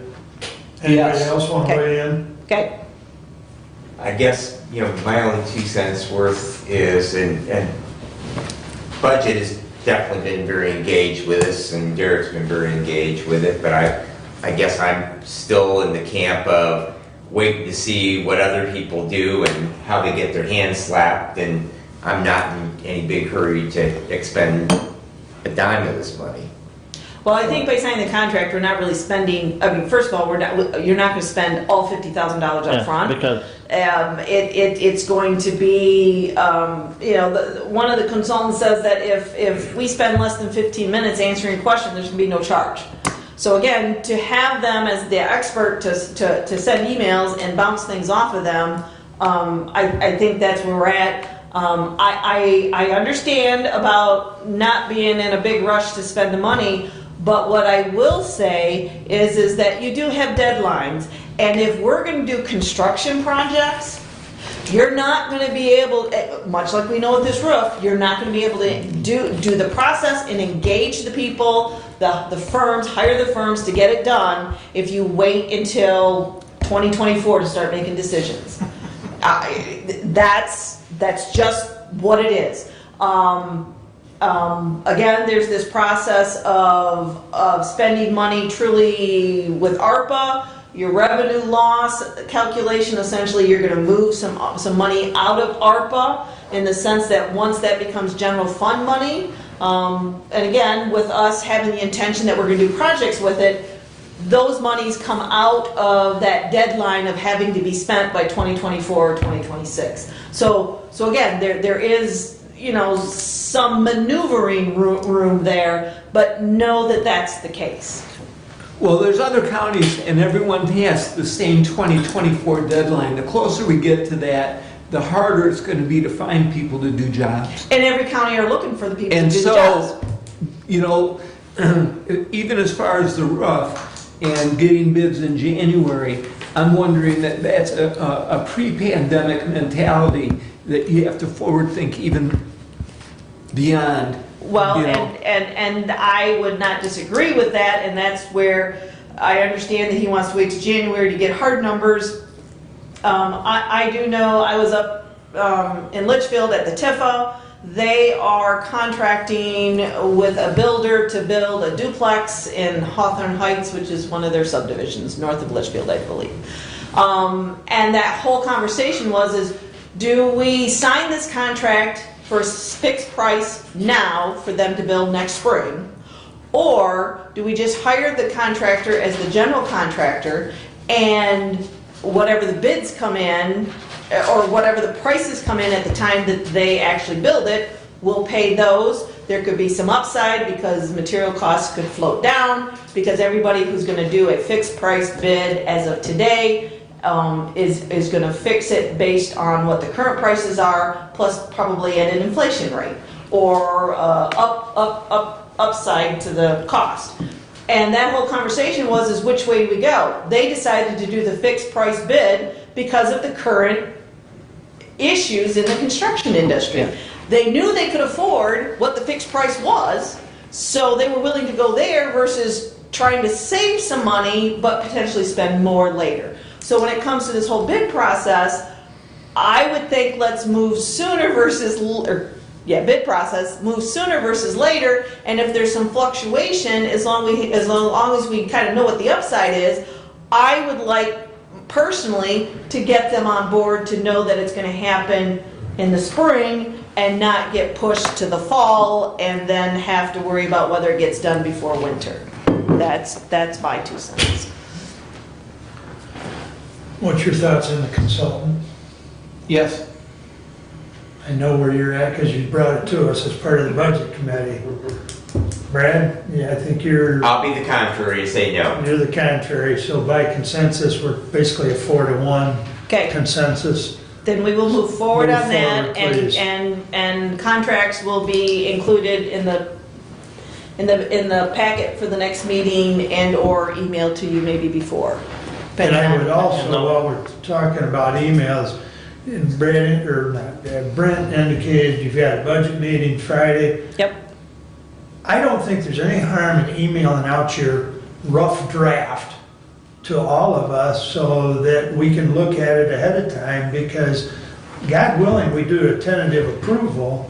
Oh, and we agree. The reason why we've held it is because we are trying to get that second interviews with the various departments. Yeah. One of them, that we're meeting with the clerk's office. Not today. I just. Oh, okay. I it's didn't know that. I just sent Derek a message and it's rescheduled. Okay, so again, we have that one, and I think the sheriff's department's the other one.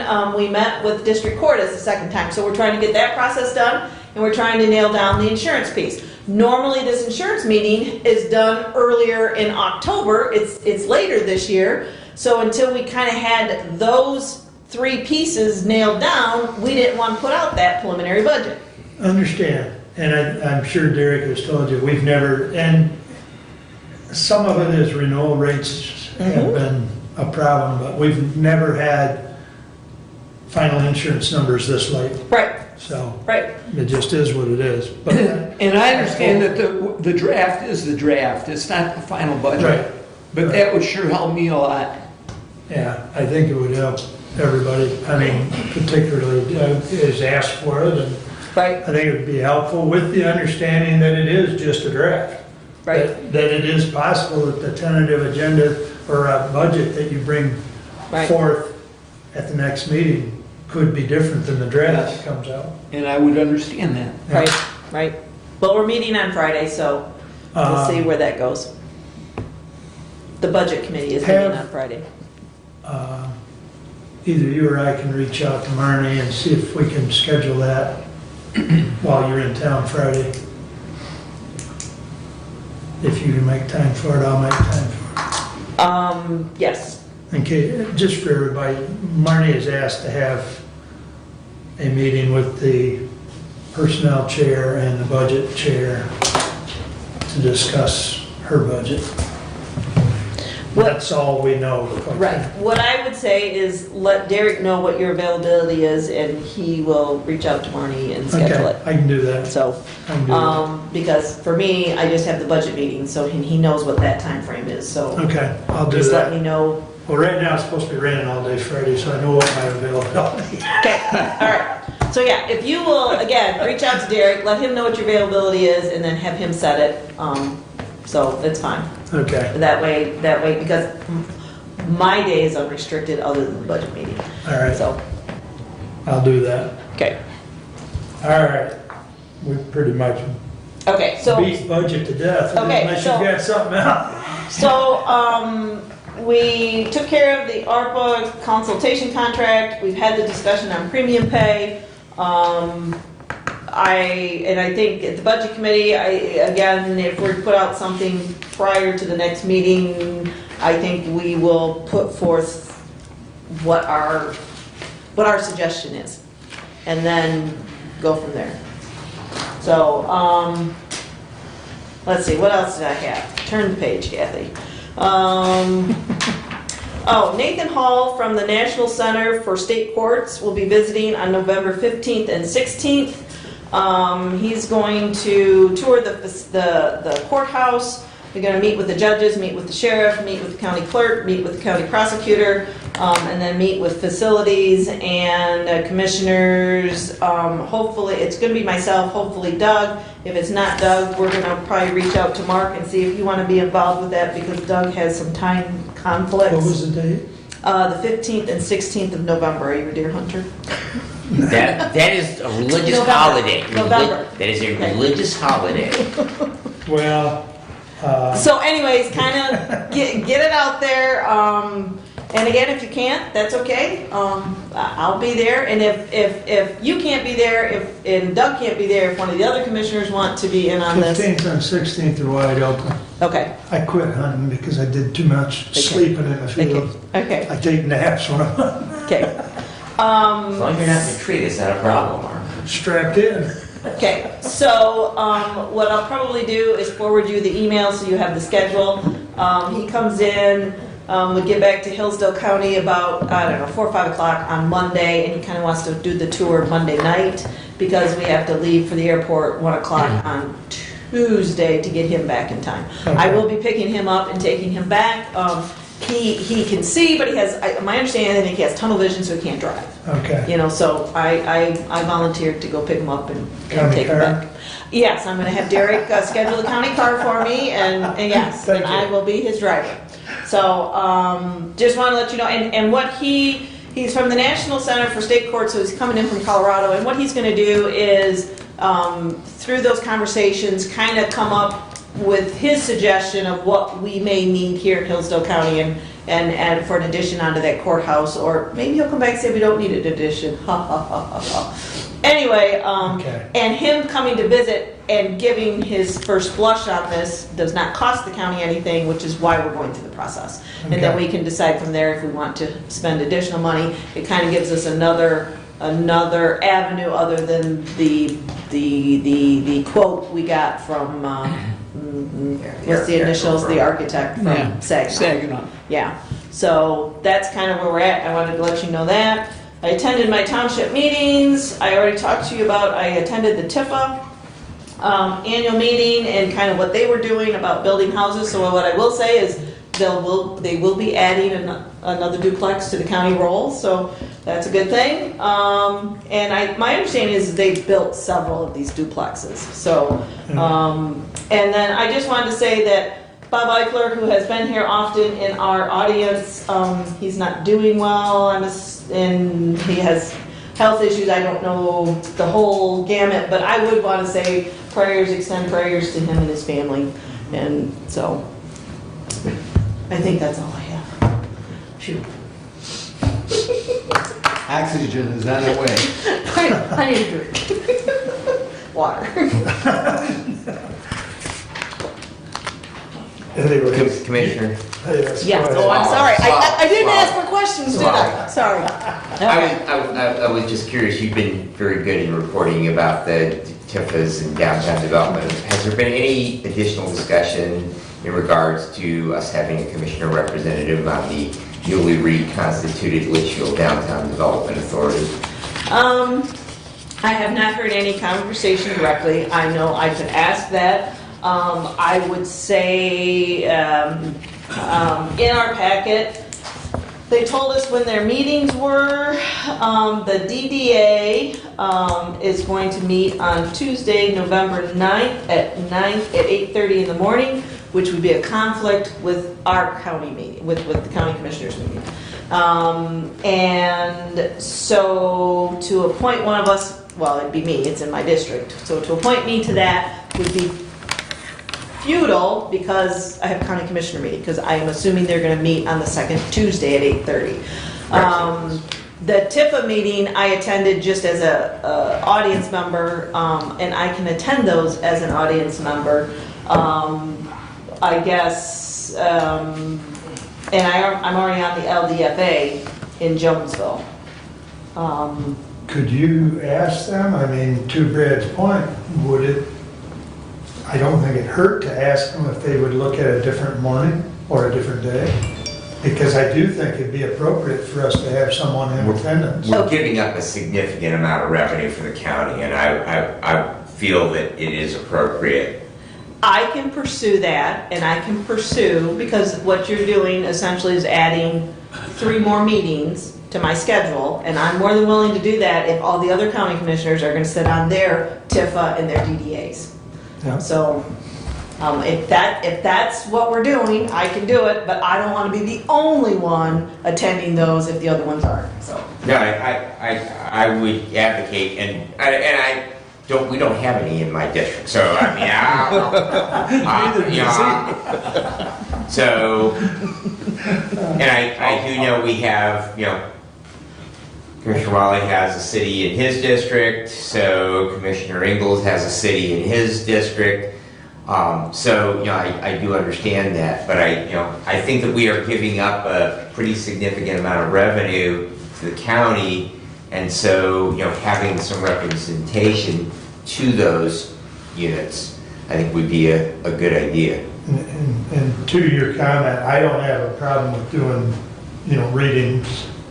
And I would assume, I can't talk for Doug, but I would assume he doesn't have a problem with attending Hillsdale's.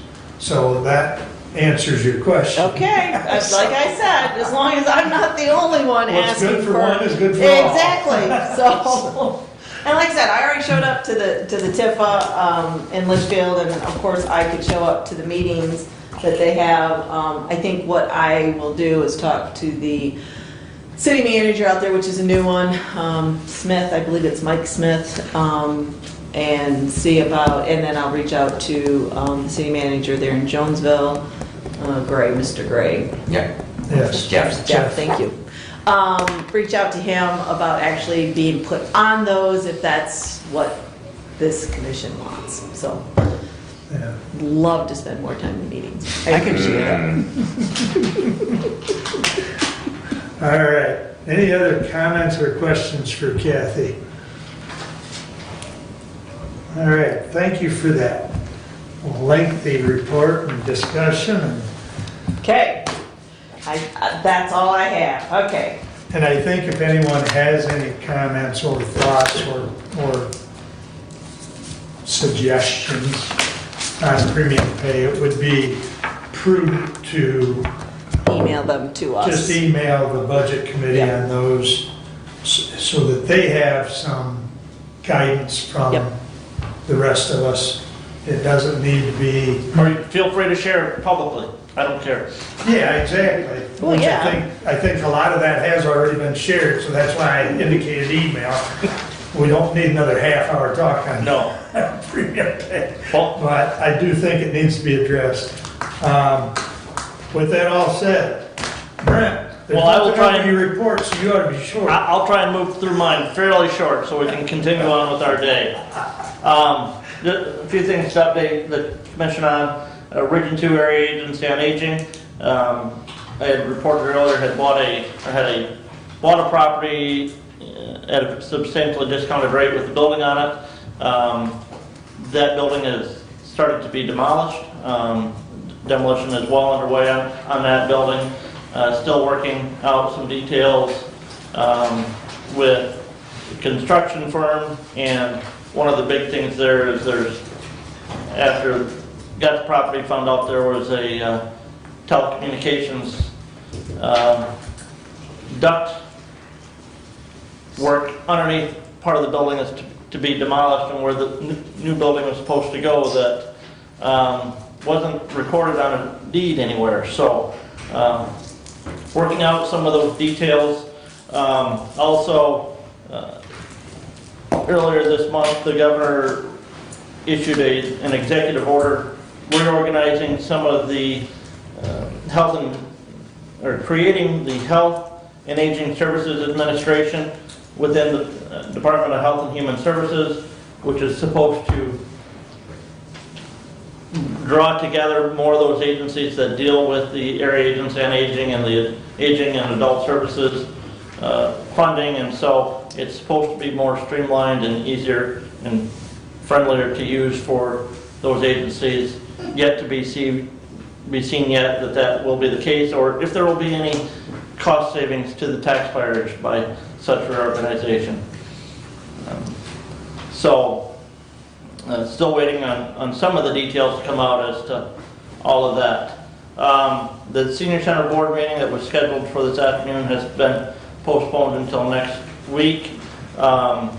We do have a new finance director on board there, and he's continually working to get caught up, having come on late, trying to get the audit done, get all that stuff handled, as well as continue with operations in the current fiscal year budget.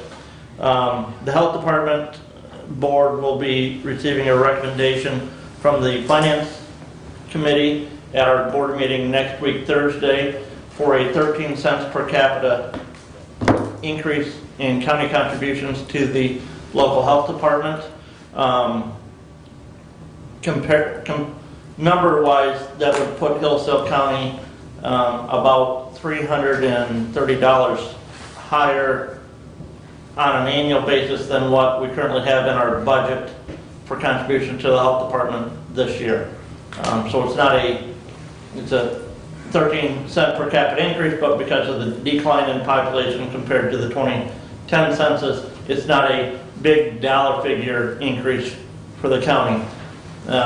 Conversely, Branch County will see a decent dollar increase in theirs because of the decrease in population at the state prison, but they've seen a huge increase in their non-prison population that's being calculated into the census. So they will see a few $1,000s a year increase to the health department. Last thing I have, and I apologize for not reporting this at our last meeting, but the new MSU Extension 4-H educator, Mike Crafts, has been doing an outstanding job, very involved and engaged in multiple aspects here at the Hillsdale County Fair. I know, having talked with the superintendent of Walden area schools, he's also been in contact with some of those school districts trying to get more engagement in the local youth population in the county involved in extension education and activities, and just can't say enough for his positive impact that he has had so far in the extension program here within the county. That is all that I have to report at this time. Does anybody have any questions? Well, just a comment, and something that Brad and I talked about, I did reach out to Becky, and I think she emailed me back, and I'll look for it, and if she did, I'll forward it to you. I'll even forward it to you for your information, but the conversation that Brad and I had was when looking at, I was telling him that comparison that the finance committee looked at, you know, the health department, finance committee, of what maintenance of effort some other health departments were doing, and what the 50-50 number was in regards to state funding. We're kind of behind the curve considerably.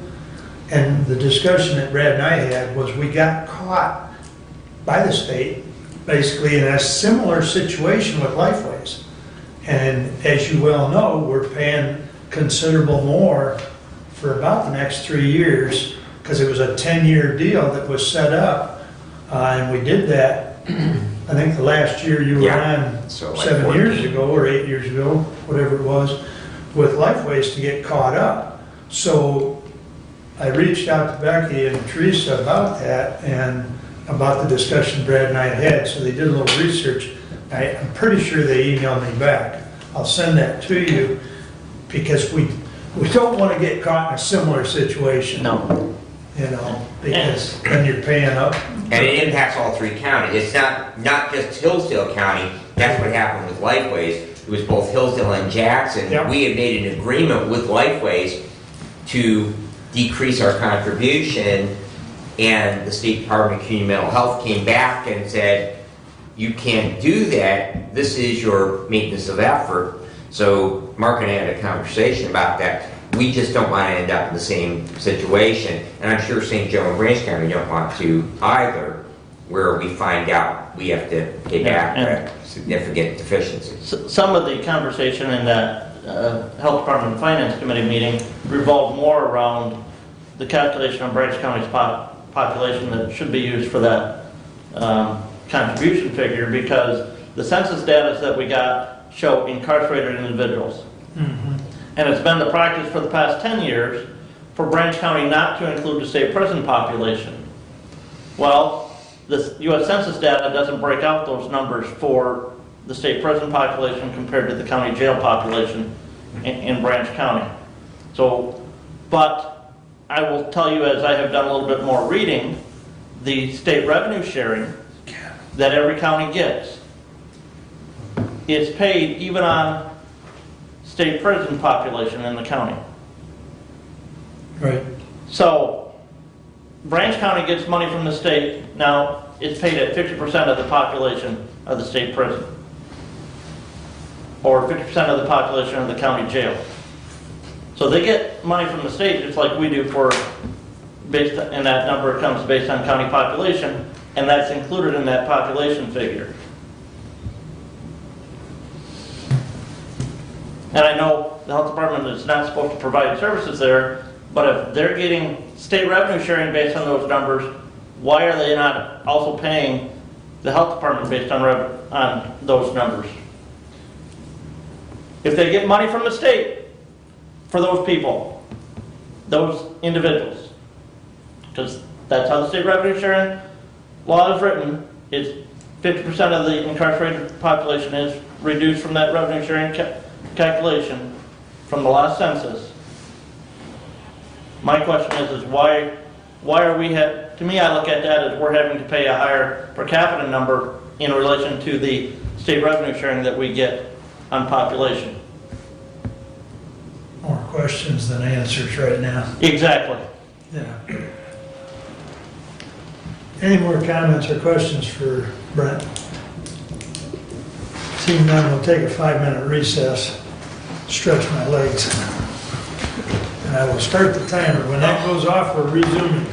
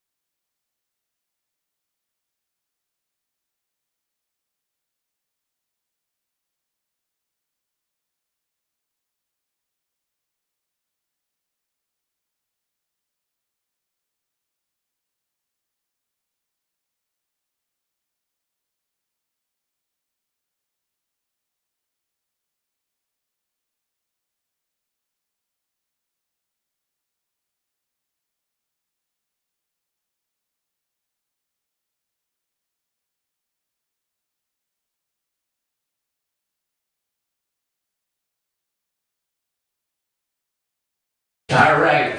And it is, I had to grab an additional resource here. I see. All right.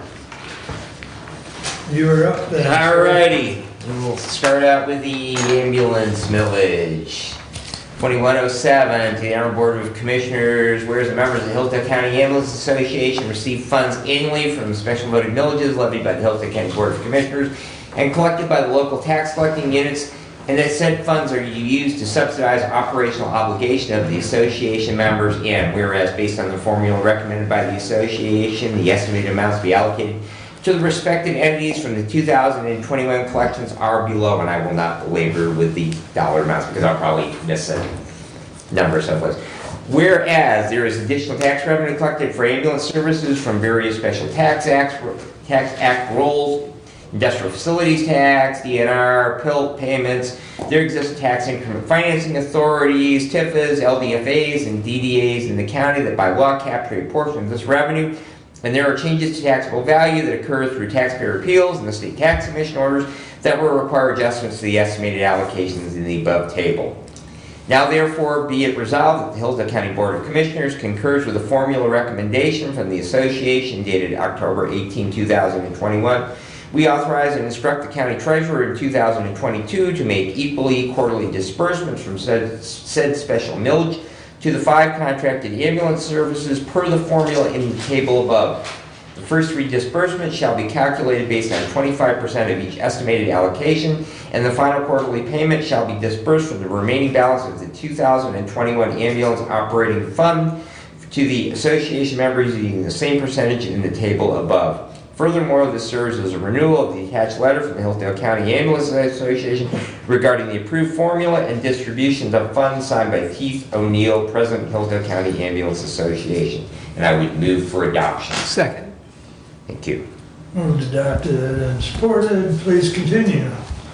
So, and I had some questions, and thus the reason for Mr. Wheeler coming in. Because I'm looking at the tentative taxable values that were in the equalization report, and looking at the district coverage for those responding ambulance services.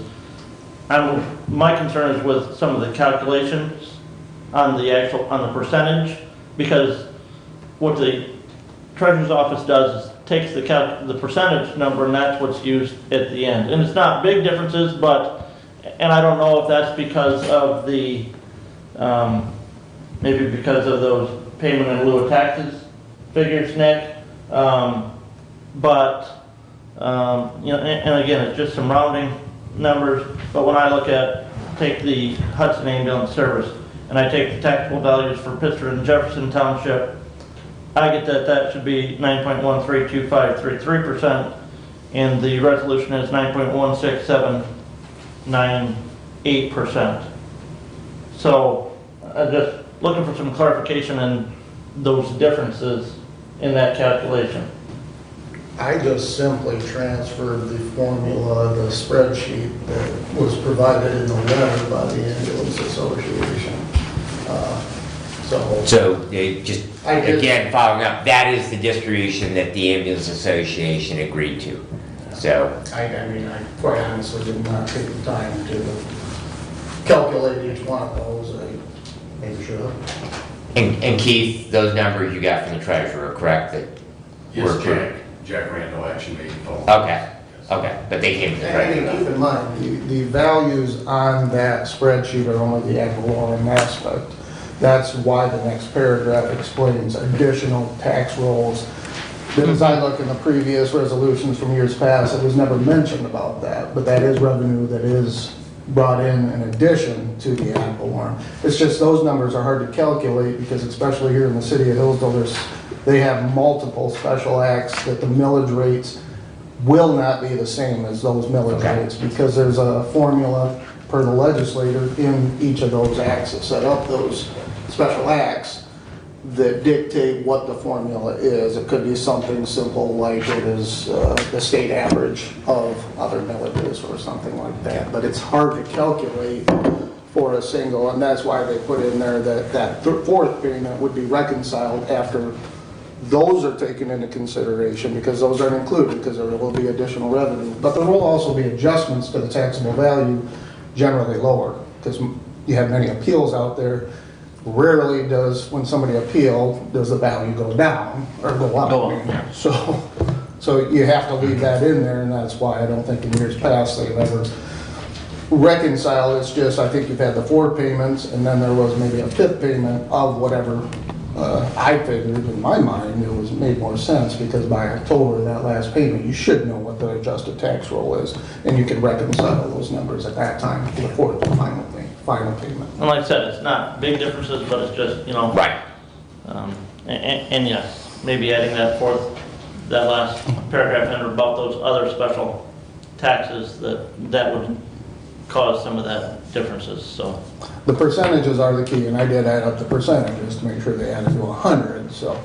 Yeah, I'm just, like I said, I'm concerned that actual rounding on some of those percentages should be slightly different here than there, And that's, like I say, I hate to throw the ball back to the association, but that was what they recommended, and generally that's what the commissioners approve is the recommendation, so. Well, it sounds like Jack got the numbers right from the treasurer's office, so. He actually got them from our office. From your office, Yeah, I okay. created a spreadsheet, but again, that's only as it pertains to the ad valorem Correct. side of things, not these additional Right. rolls. So them values, like I say, will be higher than even what those numbers say, absent any TIFA captures and appeals by taxpayers to the Michigan Tax Tribunal. Right. And also, some of it'll be a little bit fuzzy because we have some areas that are divided. So like Ransom Township, Reading covers, they are the transporting unit. And then in other portions of Ransom, that Red Waldron is the transporting unit. So, but it's not an exact line, so what value of that, so it, basically you're lumping the total value into that and then splitting it between the entities. But there's no exact line and you're not saying parcel in this versus the parcels in that. That is your question? Yeah. Not a perfect world. Well, and at the end of the day, you're really talking about tenths or hundreds. Oh, yeah, yes. If I can make a recommendation in the future, the ambulance maybe truncate those percentages a little bit. I think they carried them out to like 6 or 8 digits, and that's, no offense, but. I will say that I am glad to see 2 or 3 digits. that they updated it at best from the last 2 years, which have used, I do believe, the 2018 taxable value breakdown. So, especially with some of the personal property taxable value coming on in Wheeland and Wheeland Adams was and very Moscow pleasant. Township, being recognized in this new tax formula calculation. So, I think Jason's getting an extra monitor out of Wheatland this year. Okay. Other questions? Yeah, other questions on 21-107?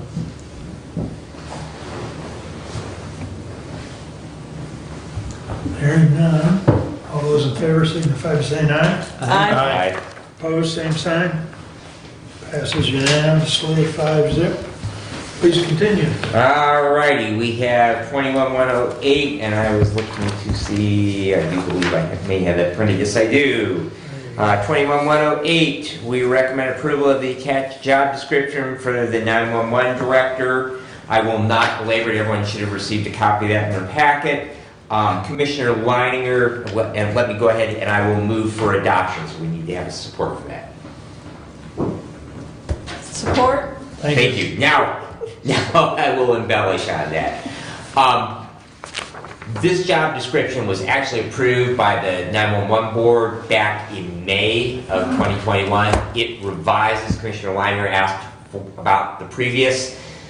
Doug did send it to me this morning, and that was actually approved in 2006, and he has been operating under that job description since then, because ultimately this body is who hires the 911 director. The Emergency Telephone Services Board does not. they will make a recommendation to us. I felt it prudent that we formally adopt the job description that they adopted in May of this previous year. So this was adopted on May 20th of 2021. So basically what this resolution does is just that we are adopting, since we are making the hire for this person, this is the parameters under which they are going to conduct the search for Doug's replacement. And correct me if I'm wrong, Brad, but I believe there are elements of this job description that are essential based on the state guidelines. Correct. Okay. They do have statute that they have to comply with. Thank you. So with that all said, is there any questions or comments on the central dispatch job description for the director's position? Hearing none, all those in favor signify by saying aye. Aye. Opposed, same sign. Motion passes. Please continue. All right, so the next item I had was a discussion, and that is, it was actually to come ahead of setting our salary schedule, which got withdrawn. We did a salary study this past year, the budget committee did a salary study. Also, I got information from Branch County, because Branch County just spent 10 months searching for a new director for their central dispatch. So we have numbers that are fairly good, fairly current on what is practiced in the state. So as part of the search, we need to have a salary as they interview candidates. And so right now, Doug gets salary from two different places. So he gets paid as the 911 director, which is about $55,000 a year, but then he gets additional dollars as the emergency management director. Although he spends more than his 40 hours a week. And so the search committee made a recommendation for a salary based on the information gathered both by our salary study that we did here for the county, and also by the information that I got from Bud Norman from Branch County when they looked at various agencies of comparable size, comparable employees, comparable call volumes, and they made a recommendation of a salary for that position of $62,000 a year. And so what I would like from this body, we will formalize that as part of our process, but they need to know as they're moving forward with the search, posting this position, how many dollars it's going to pay. A lot of the counties actually have a range of salaries. We don't have salary ranges in Hillsdale County. We basically say, this is the salary for this position, and then we make adjustments on a hopefully periodic basis that's somewhat regular. So what I'm really looking for today is a consensus that this body is good with setting that salary. It's being paid, it's not a general fund appropriation, it is paid entirely out of 911 surcharge dollars. So it actually is coming out of their budget, and their board met Friday, and they approved that recommendation, or affirmed that recommendation, that that should be the salary for the incoming director. But we need the approval from this body as well, or at least a consensus that that is what the offer will be at. Is that the combined emergency services and 911? No, that would actually be a pay cut. So this would be solely because we are looking at separating those two positions. Right now they are combined into one. We are looking at separating those two. So the salary you're looking for is the emergency services? No, we are looking at the 911 director, Right. not emergency management. I would say it's not a pay cut. It's a pay increase. It is a pay It's a pay increase because they're going Almost a from, 13% pay they're going increase. from 55,000 to 62,000. Right. Our current 911 director is also the EMS director. When you combine those two positions, $62,000 would be a pay cut. But you're not covering both positions, and I haven't heard how this commission's going to take care of that.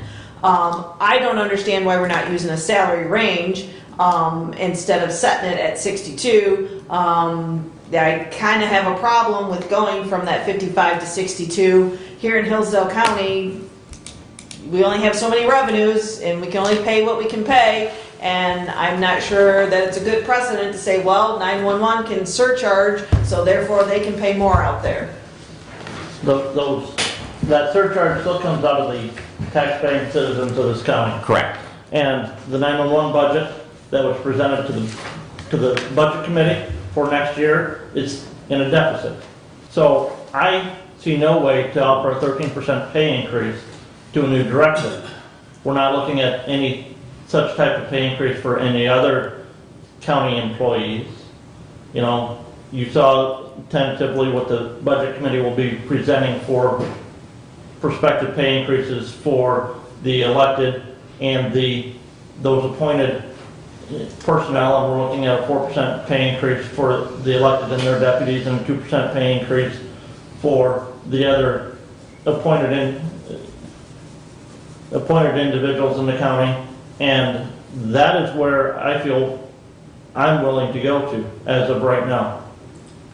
The 22 annual salary that was in the resolution that was pulled for 911 director was 56,781. That is a 2% increase over the current year. Correct. So I understand what the 911 board has suggested or recommended, but I also concur with your thought pattern. We can't offer one person a 13% pay increase and say, sorry, you know, you're getting your step increase in your contract and that's it. Well, it's bad policy to do that. It is. It's bad employment practices to do that. And to Brad's earlier point, they make recommendations, we have final authority. Correct. Absolutely correct. I am looking, though, based on our salary survey, Yep. the average 911 director in the counties we surveyed was 68,769. So we are currently at 22.4% under the average. So, and that's what we're going to be competing against. So and I understand that, the clerk's office is competing, everybody is competing, but that is the pool that we are going to be competing against to try and attract a qualified candidate for that position. So, just going through, this is the information that I got from Bud Norman. The pay range in Branch County is $59,000 to $73,800.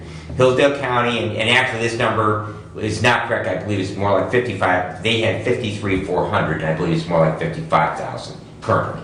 Correct. Correct. Currently, yes. Right, yes. Yes, the Okay. 53 number was Right. incorrect number. And then why it was incorrect is because the allocation between EMS and 911 was incorrect. We had too much in EMS and not enough in 911. So Okay. that's why it's closer to Okay. that. Yeah. It is, it's just above Right. 55. I don't remember the Yes. digits behind, but yes, it's 55. 5018 or something like Yeah, that. something.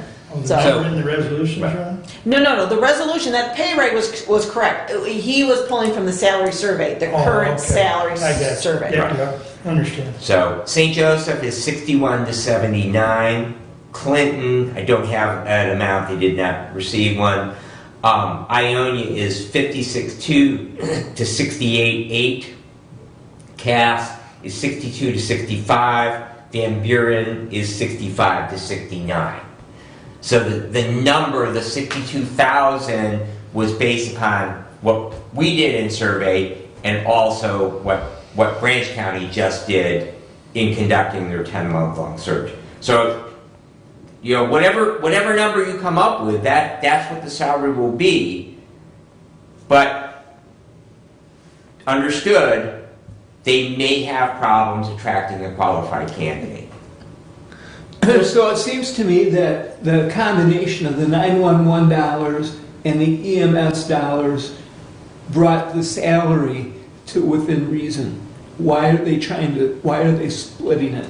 Because you're not going to find somebody who is willing to work 60 hours. That's the problem, okay? Is that the current assistant director at Central Dispatch. He is not part of emergency management, all right? He has said that he is not going to take a pay cut because if he dedicates 40 hours a week to 911 and an additional 20 hours, he actually would be making less money at the two combined pay that he makes as the assistant director. And I think that that is a good litmus test of anyone that we might try to attract in getting them, expecting them to put in that kind of time commitment for that salary. And there's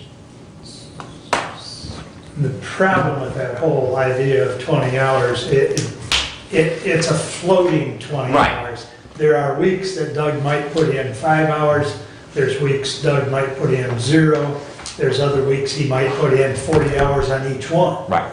Okay, so, it's really hard to pin down. The thought process that Brad and I discussed is there is the potential to separate those, but there is also the potential to keep them together. It's a fluid situation. So, are they going to be separated? Yes, no, and maybe. And that's the reality of where we're at right this minute. So, is it possible that they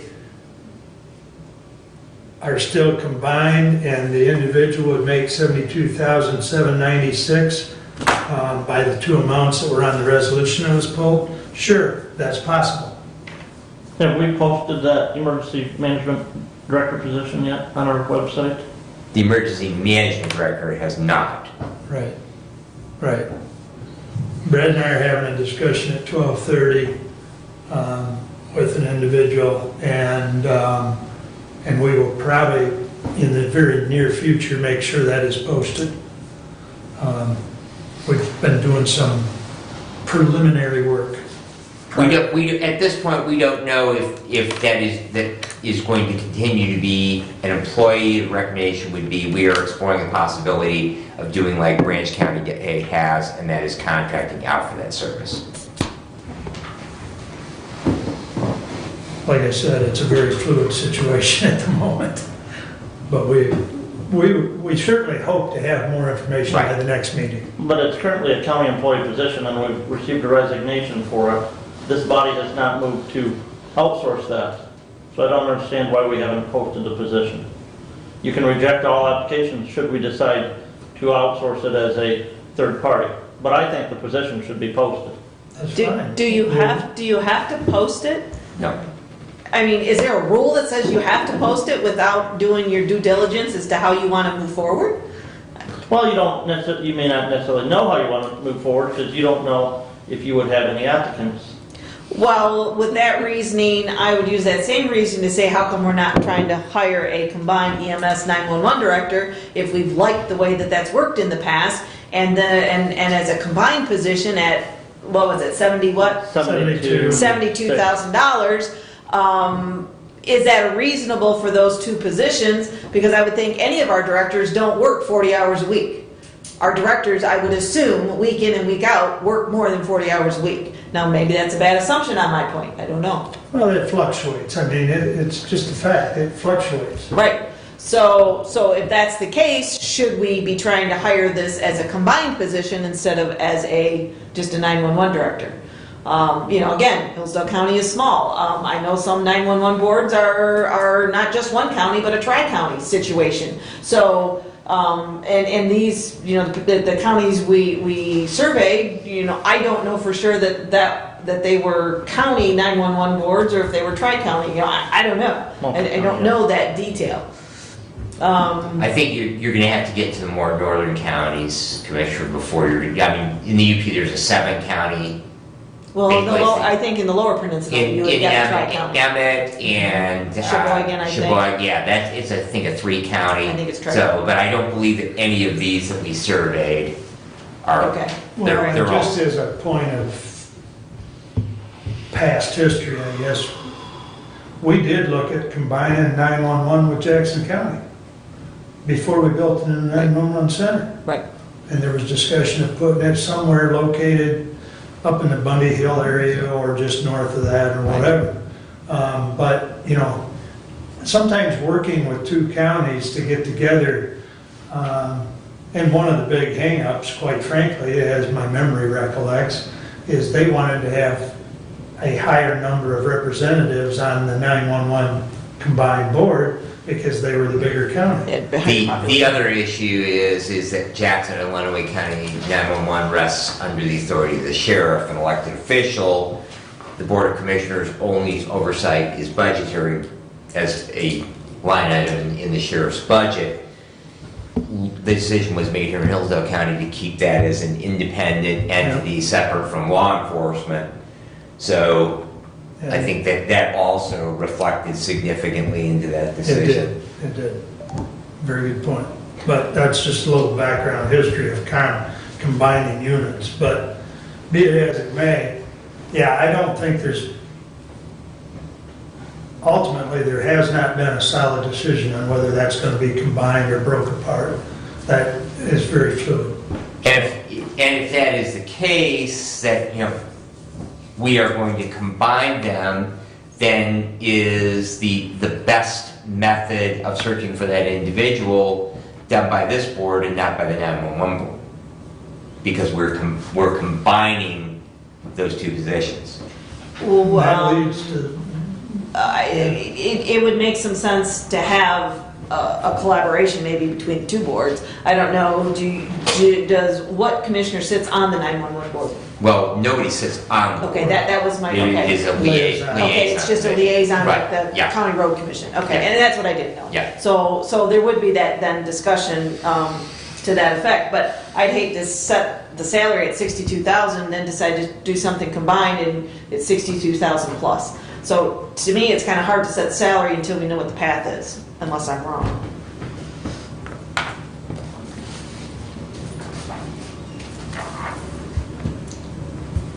well, it just Yeah, and I makes- guess my only counter to that is then we need to make a decision because, you know, Doug's done the first week of January, so, you know, they basically, they have now driven that out, the posting out, it's posted at the county level, it's posted at the State 911 Association level, and was also to be driven out to the MTA job board and the MAC job board. So, but I mean, They can revise it or update it. right, I understand, but we need to make that This decision. board needs to make that decision if we want to continue the search as a combined position. So I guess what's your pleasure? I would prefer it be a combined position. Doug, Yes. Kathy? Yes?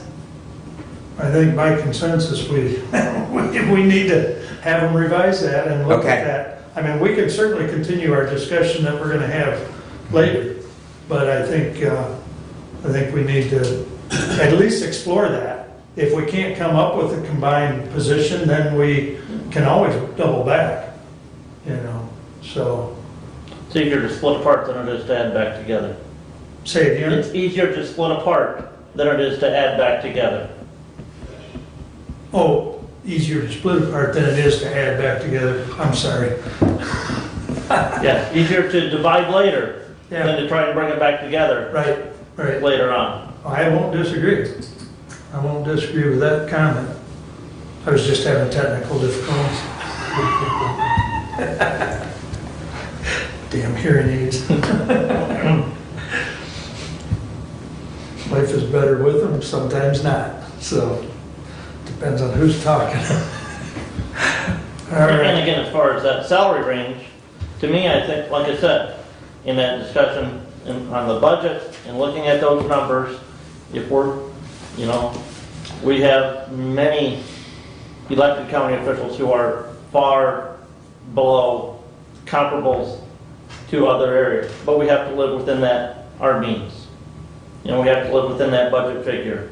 And I don't see going with 13% pay raise in that position and only a 2% pay raise in another position. So, yeah, I would say, looking at that tentative figure that we have proposed which we hope to have that resolution adopted before December 31st, as far as the pay raise or the pay for the 911 director. To me, that's the figure that I think the 911 board should use.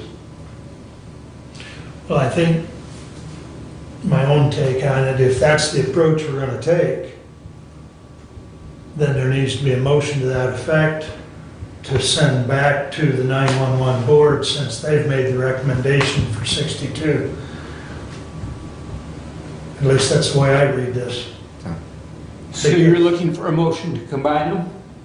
No, we've already Yes. agreed by consensus on that. What I'm saying is that Brad has brought forth to us a recommendation of 62,000 for the salary of the 911 director.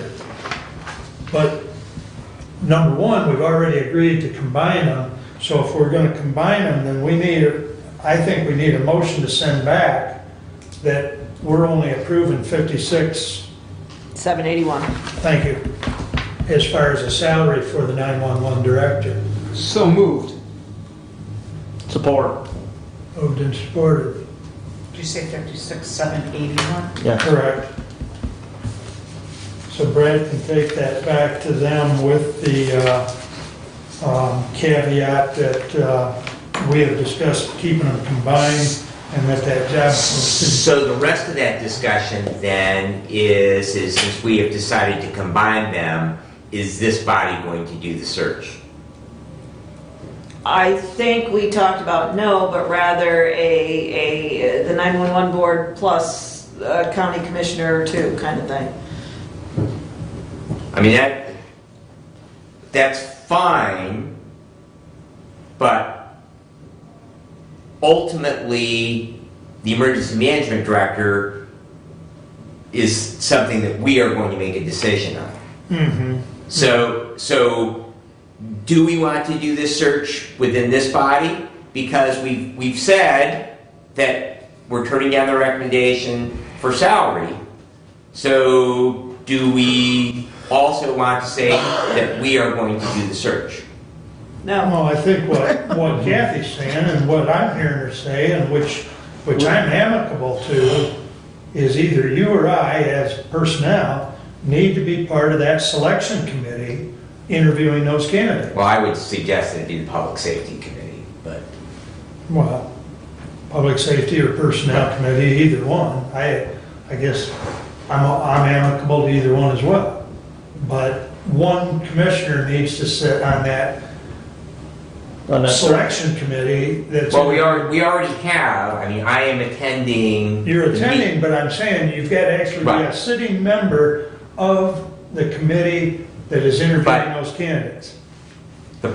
The issue with that is the structure of the 911 board. This is a subcommittee of the 911 board. Yeah. I don't know that that will fit within the operational, and I don't know that it will fit within the statute for the 911 board.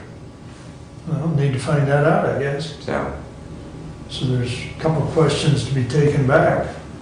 But I would say especially since we're combining the roles, that there would be room for us to sit on that selection committee, but maybe. I think you're hiring two different people, Well, not- and so Yeah.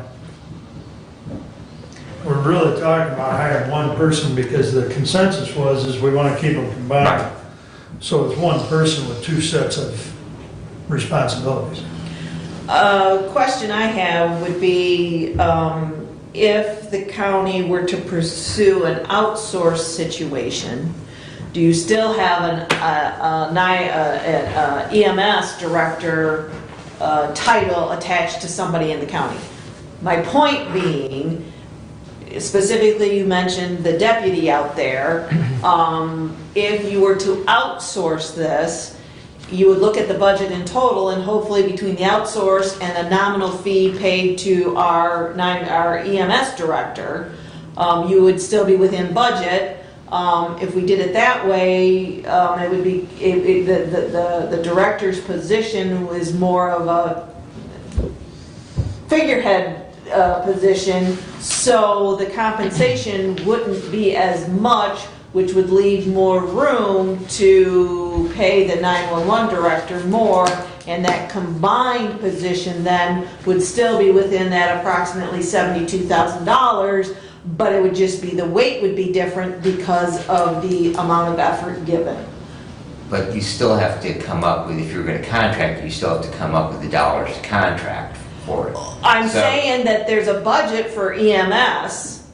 We know what that budget was in 2021, and I would think that if you're contracting out, that total budget to contract out would not exceed Right. what that is. So again, and I don't know what the numbers are, but if we want to use numbers, say the EMS budget is $100,000. That is not what it think it's is. just over 50. Okay, it's $50,000, of which about 15,000 of it is salary for the director. Well, you have an assistant director as well, Correct. that is a full-time employee with benefits. I don't think, No. no. Because she, No, she well, is not she- full-time. well, Part-time. okay, she's part-time, but she Yes. still participates in the county health insurance. That's part-time. That I'd have So to she's look. paying and- probably appropriate for it. Yeah, I think she's paying her, more than her share.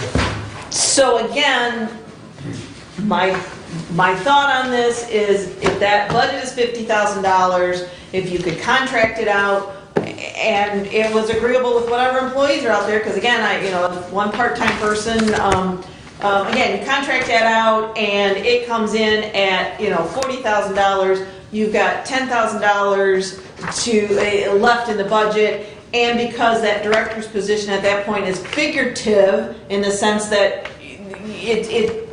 you're not spending 20 hours a week doing the job, you pay that less, so it gives more room to increase the 911 director's wage, because again, the time that he's spending between the two would be more 911, less EMS.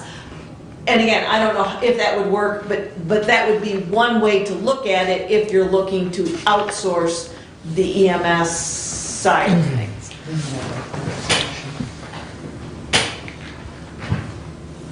Yeah, the assistant director position compensation is only $5,450. So there is we're getting kind of off track, folks. Right, but I have a question On, on this motion that I made. please. So the amount that you just said of 56,781 Yes. is the number that we just pulled off the resolution that we removed. I think that 56,000 is the raised number. It is, it's a 22 salary. Right, that we should not, we should use the current salary, not that raised salary.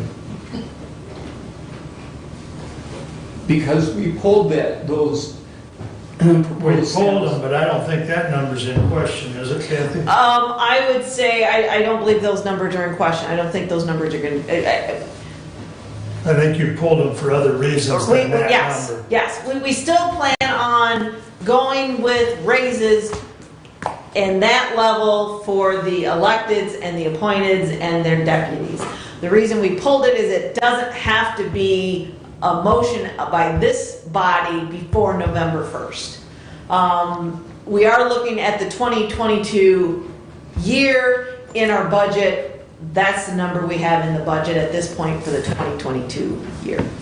And that's what you're hiring for is in 2022. Does that answer your question?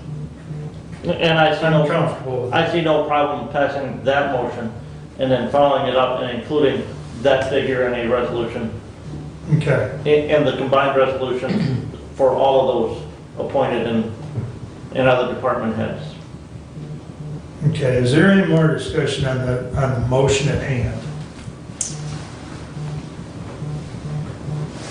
All in favor, signify, well, Could you reread the motion just so we know what we're voting on, please? Setting the salary for the 911 director at $56,781. all those in favor signify by saying aye. Aye. Opposed, same sign, No. 4-1. So, I think the situation's fluid as far as emergency management. I think Brad can check if it's possible for us to have someone sit as part of that selection process, whether it is or is not okay within statutory. I'm sure Doug can shoot off an email to state police or to Lieutenant Yonkers. Either one will probably get him the answer in short order, but I think until we know that, we don't, there's not a sense in kicking this around a whole lot more. There are a few things you may want to look at. Emergency Management Act 390 of 1976. It kind of outlines the responsibilities to some extent of the emergency management coordinator. It also explains that the Board of Commissioners of each county shall appoint an emergency management coordinator. So even if we combine them and we are part of a joint, if we are able to be part of a joint selection committee, it is still ultimately our responsibility to okay that individual and appoint that individual. So, so you may want to take time to look at that in your spare time. And it's Act 390 of 1976. The MCL. If you search by the act, you should be able to get the MCL. By the act, I want to search by the MCL. I understand, but if you search by the act, it'll take you to the underlying. 30.409. What is it? 30.409.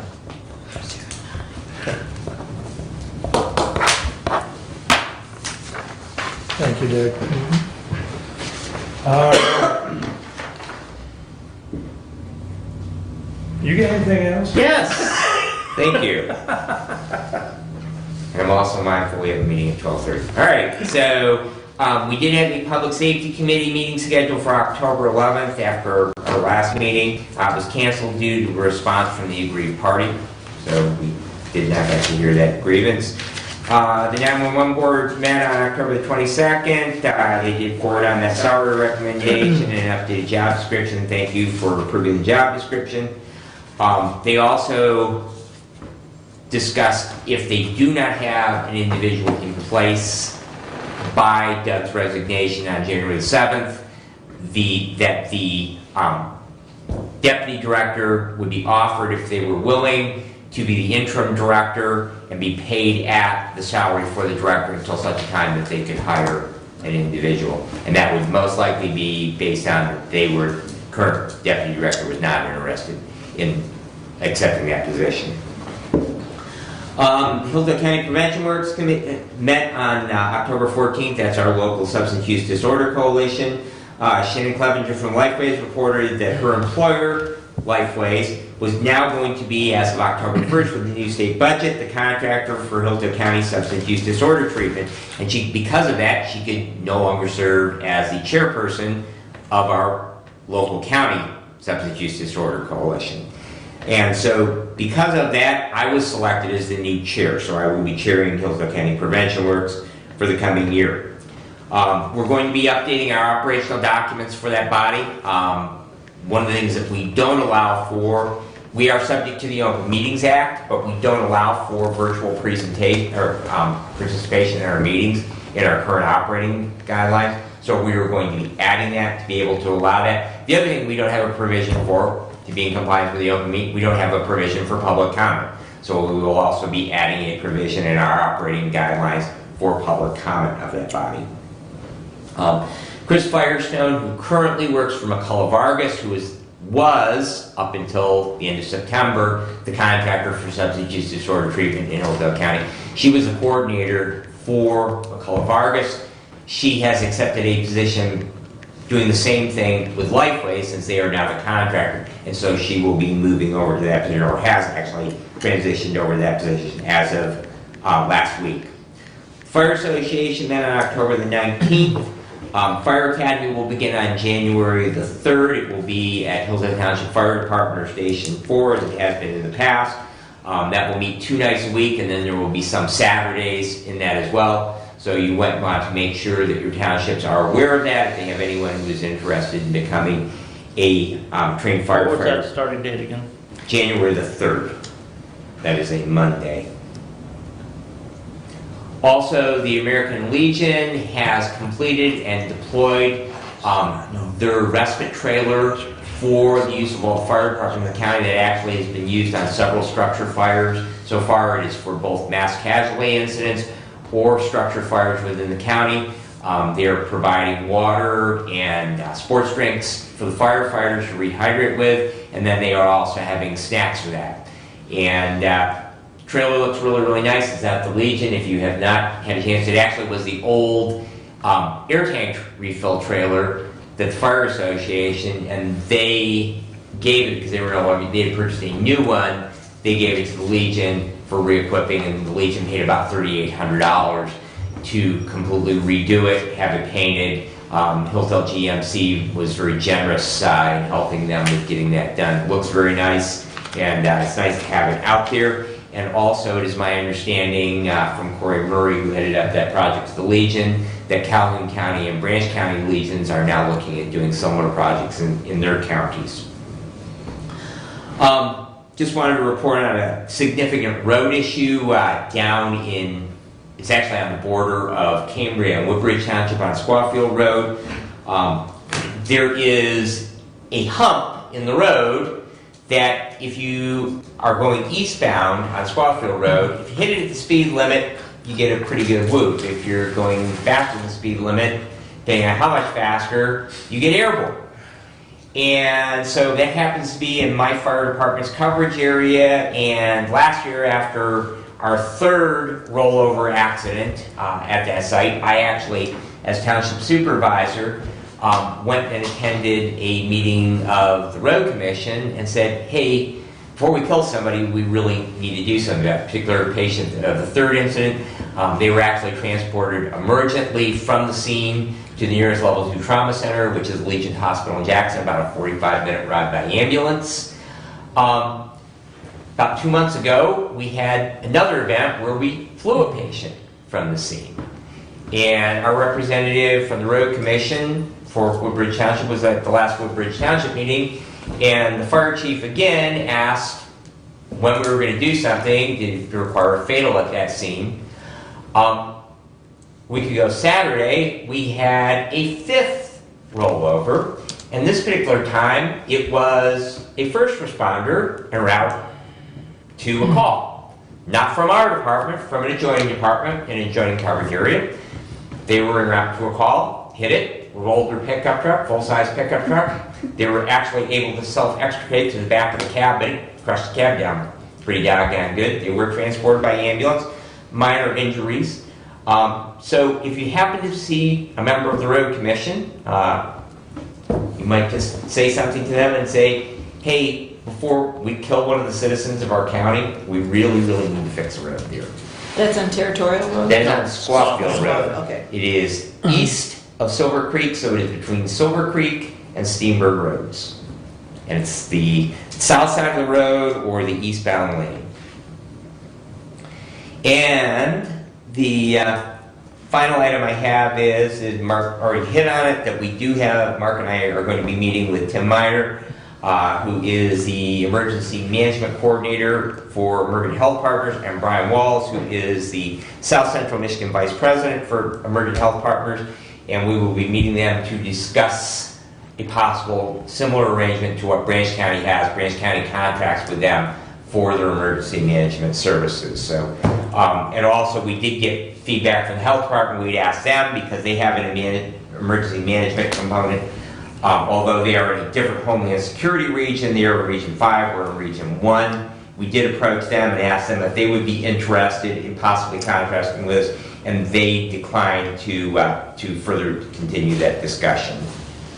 And that concludes my report, unless you have questions. Comments or questions for Brad? I do have a question, I'm sorry. Sure. EMS. The storms, we were declared a disaster area, that falls under EMS? Correct. So with Doug, our current EMS director is locally employed, so the response time for doing all that, was it quicker because of that? And if we contract out, would we be further down the list? Is that something we're concerned about? I do know that Branch County, that they actually, I heard a news report on that from that August storm, that they went ahead and that there were submissions and that they are getting money back from the state, so I don't feel that that would be an issue. Okay, So, all right. Yeah, I don't know that that's a question that we can answer definitively. I agree. But I do know that Tim submitted his Right. paperwork in a timely fashion, Right. much like Doug and I did. Right. So, I think I raised the question so that it's in your minds when Sure, you're thinking okay. about the Absolutely. process. Yeah, That's yeah. why I I mean, raised Yeah. you make a good point, but, you know, to that point, I think that kind of follows up with what I said earlier. The hour requirement on the emergency management director is very fluid, because when you don't, I mean, there's a lot of training and there's a lot of other things that go on, but not every week involves storms like that. right, Thank God. Right. So. nor pandemics, Correct. Yeah, there you go. Correct. so. Yeah. I mean, we have had a extremely busy 2 years for the emergency management director. Right, right. And quite frankly, prior to that, not so much. Very quiet. And, you know, that does translate to that this job, like a lot of things today, is much more complex because of Homeland Security from the feds, Homeland Security from the state. There are a lot more components, there's a lot more continuing education, there's a lot more statutory requirements to fulfill, and going back to the idea of trying to find an individual that will come to work for Hillsdale County that not only has the skill set for 911, but if they don't have the skill set for emergency management, then they have to acquire, and you have a significant learning curve. So, you know, it may be better, sort of like talking about with the ARP funds, that you have someone who is specialized for that, so that may be actually helpful because they're collectively covering a much larger area, and so therefore have the time and ability. They're not just learning for our Right. hands, they're Exactly. learning, they're learning for Absolutely. multiple. There is plenty of pros and cons both Yeah. ways. Right, Yeah. So, okay. Doug, you have the floor. Thank you. From the Hillsdale City Council meeting of 10/18, the city leaf collection schedule began yesterday and will continue until Tuesday, December 7th. The leaf collection will have 2 passes in each ward with assigned collection periods. The complete schedule is on the city's website. Halloween trick-or-treating in Hillsdale is 6 to 8 p.m. on Sunday, October 31. The city council decided to bring together and combine the city manager position and the BPU director position, sharing of pay between the city council and BPU board. As far as projects go in the city, several are scheduled to complete in November. The airport taxiway, the Dawn Theater, the transfer station is scheduled to be completed and opened as well. The delay on the transfer station was due to electrical problems. The Governor Whitmore did visit last week and was very positive from the council and appreciated by the city in a big way. Road Commission. On Squawfield Road, as Commissioner Benzine had mentioned, there's a ripple hump where rollover accidents have happened. That was discussed at the last Road Commission meeting, and paver patch is scheduled to be applied to get rid of that hump. Let's hope. Yes, and that was a big topic of discussion, and the action is imminent. 6 years on a bridge that was funded in my townships. You know, I'll hope for the best. Yes, so that's feedback, immediate feedback on your comment for Squawfield Road. Thank you. Yes. Road projects, seal coat and fog coat seal is being completed. The painting of lines on Mills Road happens this week. Other projects as well for the road commission done by the end of October and into early November are the Camden Road culvert replacement, a Lake Diane project, and then Ridge Drive as well is trying to get pushed forward, completed. They're waiting on Miss Dig. They've had issues with Miss Dig, so that is had a delay. They opened bids for ice control sand, they opened bids for grader blades, and they are working as well on health insurance for the road commission. From our IT department, summary from IT Director Holcomb, they are working on the broadband task force. There currently are 11 citizens that have indicated interest. There are also 2 vendors. Mr. Holcomb would like to see someone from Jonesville and someone from Litchfield. It seems that it's Hillsdale heavy right at the moment, so they need representation from other areas as well for the broadband task force. Can I interrupt you just for a minute? You said they wanted representatives from where? From Jonesville and Litchfield Oh, in that's particular. that's why I, okay, thank you. Yep, in particular. They have, Director Holcomb would like to set a meeting for that group the second week in November. So they're trying to move forward and get things done with that broadband task force. Merit Networks is holding a broadband summit next week in Traverse City. Hillsdale County has no budget to send anyone to it. So we will not be represented at Merit Networks Broadband Summit. The state, according to Mr. Holcomb, does have another round of funding that we can go after in the next couple of months, so we need to be aware of that and be ready to move as we can. For facilities, we've already had discussion from K&T. The facade at the jail is in progress. Brick has been removed. Furring is in place. The project is continuing as weather allows and is proceeding as expected. I had a memo from Deputy Clerk Dane that the Hillsdale County Apportionment Commission has met and voted on Friday, October 22nd. The Hillsdale County Apportionment Commission approved with the resolution a 5-county commissioner district plan, a 5-commissioner district plan, thank you. And a copy of the resolution and adopted plan with maps and description is available. The districts are, have been approved similar to what we have currently. And that is my report for now. Thank I you. believe everybody should have got that email as well, Doug, as far as on the apportionment committee. Yep. So, All right. But, yeah, for our viewing pleasure. Any questions for Doug?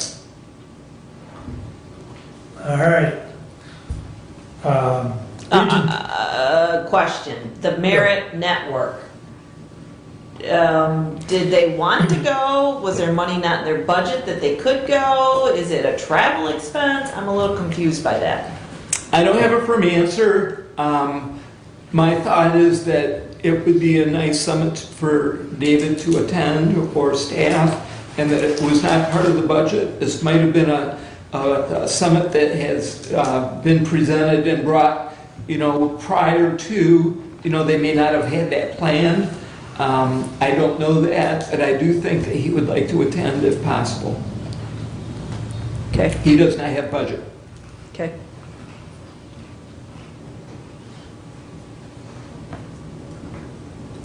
It's hard to move on that if you don't know what the dollars are. Okay. It sounds And like he that hasn't kind of made a thing. request. What's that? He hasn't made a request. Right, That's hasn't not made what a I go grant. request. Made a So- request. And if it's a hybrid summit, then he can attend it virtually. Right, so, My money's on it's in Acme. yeah, so, Yeah. okay, all right. Very good. All right, Planning 2, Commission, Region Planning 2, that's in your packet. It's correspondence number 4. You've had a chance to look at. You see that it's an expenditure of excess of $12,000 if we want to be a member. I think we've talked about this earlier in the year. I know we've talked about it every year I've been on the board, because every year we get an invoice, and quite frankly, every year we turn it down because none of the past boards have seen the value in it. I guess it's a discussion item. I know some of our local municipalities use Region 2 Planning Commission. Yep. I will tell you, the invoice was created in September. They're still using the 2010 census numbers for the calculation. If you can't even update the census to the census numbers that were just released in early September, sorry.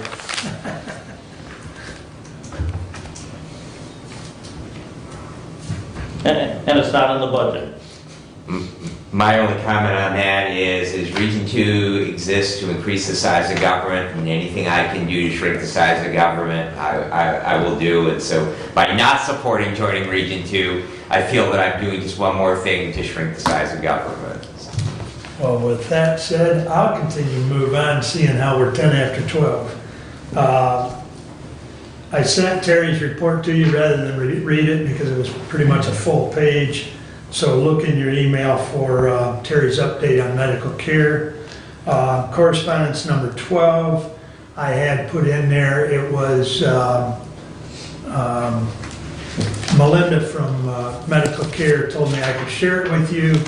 It was her updated list of questions or facts in respect to the pandemic, to vaccines, to, just different things that she's run into with their employees at medical care. So that's in your packet for you to look at or to share with anyone else.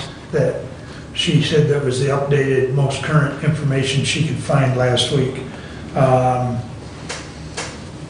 Spark, which is deals with the mentally and physically challenged, not necessarily all just youth, but some of them are younger adults. I met with Tammy, who runs the program. St. Paul's Lutheran Church is integral in that function. We also currently, I think the current number is about $80,000, somewhere around $50,000 to $80,000 that's coming in out of the mental health knowledge. Thank you. Sometime between now and the end of the year, Mary Beth hopes to bring to us a number that she's going to project for, which the current projected number is $100,000 to the Spark program. If anyone's interested, I've got a couple sheets here from a couple of the students or clients, if you will. If you want to take a look, they couldn't be there when I met with them last week, and so they sent those in. I thought it was interesting that they could both take time to put something to paper. They knew I was taking a moment to go meet with a small group of them, and so they wanted to express their appreciation basically for the program and what it's done for them. It is an out for these kids that, or young adults that are challenged in one way, shape, or form. And I know if Bruce was here today, he would tell you that Kevin, I believe, participated for a period of time in that, and Kevin has gone on to be a productive member of society by working at the hospital, and a lot of what Tammy does with these kids is help them with art skills, with writing skills. The day I met with them, we were out to their garden plot, so the kids get an opportunity to learn how to grow things, and then they actually make their lunches when the vegetables are ready and stuff. So just to make you aware if such a program exists here in the county, and we need to, it's a 501(c)(3). Like I say, St. Paul's helps with it. Some of the mental health millage dollars helps. Also, they have, contributions, so, or donations. Moving along quite quickly. That's all I have, other than before we do, or after we do public comment and additional business, I would ask to go into closed session briefly to give the board an update for attorney-client privilege on 2 lawsuits. So, One question, and please. to ask to Terry, potential concern as far as staffing, if the Centers for Medicare Medicaid rule requirement requiring all staff be vaccinated, what's his concern as to how that is going to affect the staffing level at the medical care facility? The comment that he gave us last week at the board meeting is that is still to be determined. The state association has put the whole thing in a holding pattern.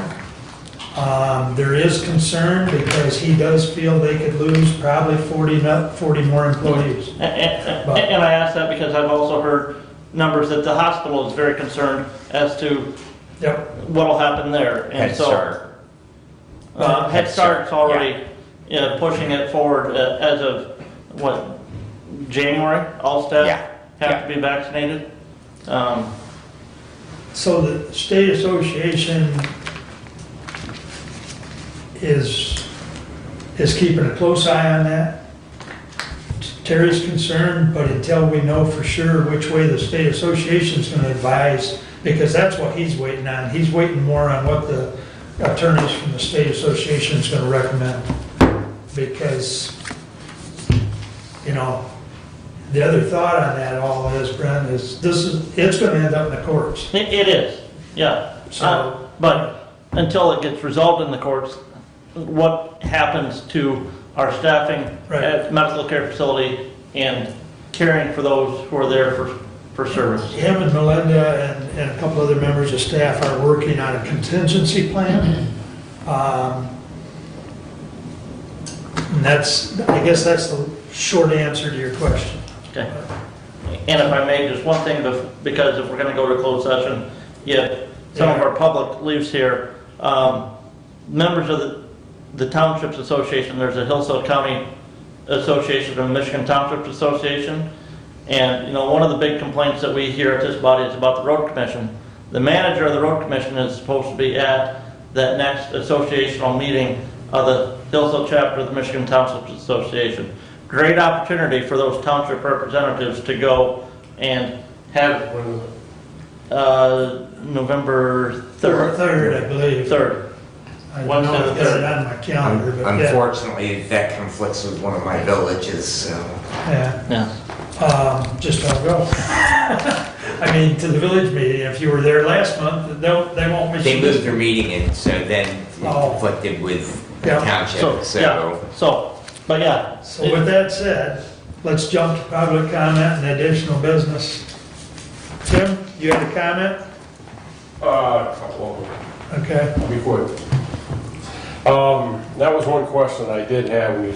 I don't know if you're kind of talking around about, but time running to vaccinated and all this and that. Rumor had it that this ARPA money is bribe money, and if you don't get your vaccination, you don't use the money. And that was one question that I had, and I was told at the MTA thing that I was listening to that that's not the case, that's a rumor. Okay, and we're still discussing it. Is it a rumor, or is it closer to being something that's hiding out here that we don't know about? And we decided at our last board meeting not to deposit the check until we find out the definitive answer on that. Because, Well, I'd cash it. well, if it's tied to vaccines, then no. You can always give it back. That's not happening. Well, once you deposit, you've accepted the money. And then in my mind, you've accepted responsibilities of that. And I'm not ready to do that. So. Yeah, But there again, and anyways. the comment, everybody got their opinion on that. Right. And The problem that I had with, you made a comment about, and I'll ask that then, and I'll talk to you, our representative, as far as the road commission goes. You know, the director's job is not a 9 to 5 job or 7 to 5, whatever they're working now. You know, I've been in the director's position for 30 years, and 9 o'clock at night you get a phone call, or you're on your way home, you make a phone call because you didn't have time to do them during the day. It's been 6 weeks since the gentleman's tried, and I've been trying to contact him. I've called him, and the lady that answered the phone assured me that she would give him a written message. I left him voice messages. I stopped in to see him. Well, he's not here, he's at a conference. Well, as soon as he gets back at me, and it doesn't happen. So that's my frustration with the road commission. You know, the director's job is not a 9 to 5 or a 40-hour-a-week job. You know, and so if that's the way they're going to let him act, then that's not right. And the final thing, I'm going to touch on what Keith had said about the transfers. The way it's set up, for those of you who don't know, if you don't, Monday, Wednesday, Somerset's supposed to be the first out on transfers. Tuesday, Thursday supposed to be Addison. Both, and all three of us are really that cover transfers are not able to cover every day that we're supposed to be covering. But I know for a fact that I work Somerset's ambulance on the transfer car, and Reading has a couple ambulances available, and then we'll get dispatched into Reading's coverage area and to find out that they're on a transfer. It's not Reading's fault, because we've agreed that, well, if you get sent to a transfer, take the transfer, don't argue with them, just take it, whether it's on a Monday or Tuesday or Wednesday or Thursday, Friday, Saturday, Sunday, it doesn't matter, just take the transfer and get it out of the way. Hospital's got to accept a little bit of the blame on the ambulance services being a little bit chaotic because they don't follow their own rules. And because I'm sitting there on a Monday, and these guys want to transfer, and I know we didn't get called. So, I mean, it's not that big of a deal as long as it gets dealt with and as long as all the emergencies get dealt with. But, you know, for the ambulance companies, you know, take the brunt of that is not right. Yeah, what happens on our end is they call us, and whoever's running intake, which is our person that will schedule the transfers or accept the transfers, every day that's not ours, Monday through Thursday, the first words out of our intake is, did you call the other service? You need to call them first. Yeah. If whoever at the hospital says, we've already called everybody, and then obviously if we're available, we help out. Sure. But we can only get the information from what they're giving to us. Right. Okay. Did you have anything else? Yeah, accurate. What's that? I was going to say, either of you have anything additional? No, thank you. Okay. Thanks, Very much. Thank Real you. good. Thank you. Do we need to run? Motion. Do we need to run around the table for additional business, or have we beat everything to death? Good. I just need a motion to go in Move closed to go session. into closed session for attorney-client privilege. Support. Kathy? Fine. And we need a roll call, please.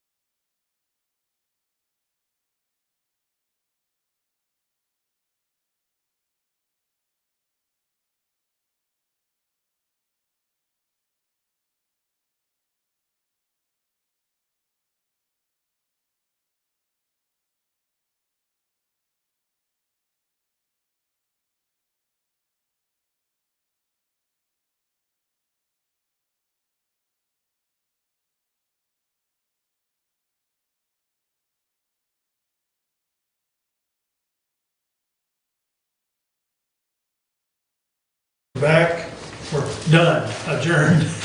Just one thing, it does come from my district and it affects the county. The Adams Township clerk has been relieved of her duties to run the November election. So you might just want to take a look at that. I know I got a bunch of documents from John Smith emailed to me today. So if anybody would like to see those, I would be delighted to share them with you. Basically, the clerk at their last township meeting spent about an hour and a half with a very packed house, saying that she felt that she had evidence for possible wrongdoing in It's the hard last to tell. presidential election and did not want to On give a up her computer, calculator. you So. zoom this up. I've heard that. Straight lines. So she's been relieved, or she's... Yes, All no, she straight has been lines. relieved It's by the really state hard to election. see By the from state this election. picture. Yep, so the And clerk, on our my county phone, I clerk will couldn't be tell the running that difference election. one way or Okay. another. But when I went onto the computer, it does Can I look like- comment on Tim Shaw's Vaccine. concern about the vaccine? Well, you can, effectively, we're adjourned, but you Okay. can say anything you want. Well, what I would share is that conversation happened at the Moscow meeting. And of course, I have no documents in front of me, so I don't know. But my feeling was the board member at the Moscow Township meeting that brought that forth said that there was a contract, and if we sign this contract, mandates vaccination. That contract did not come to her, did not go to all the board members, and she did not receive it from any organization. She was out online looking for information. So that wasn't like the MTA or the state passing that contract down saying, hey, we want you to sign this contract to get the money. And my comment to her was much like at our level, we've received the same money. And I haven't asked Derek, I did ask Derek about what he signed. He said it's like a 1-page or 2-page document, had mentioned nothing about vaccines. So I'm not sure who's starting this information. I'm not saying it's totally wrong, but it's not like any association or where the money from the state of Michigan said, hey, you have to sign this contract in order to get this money. So. And with that said, that Okay.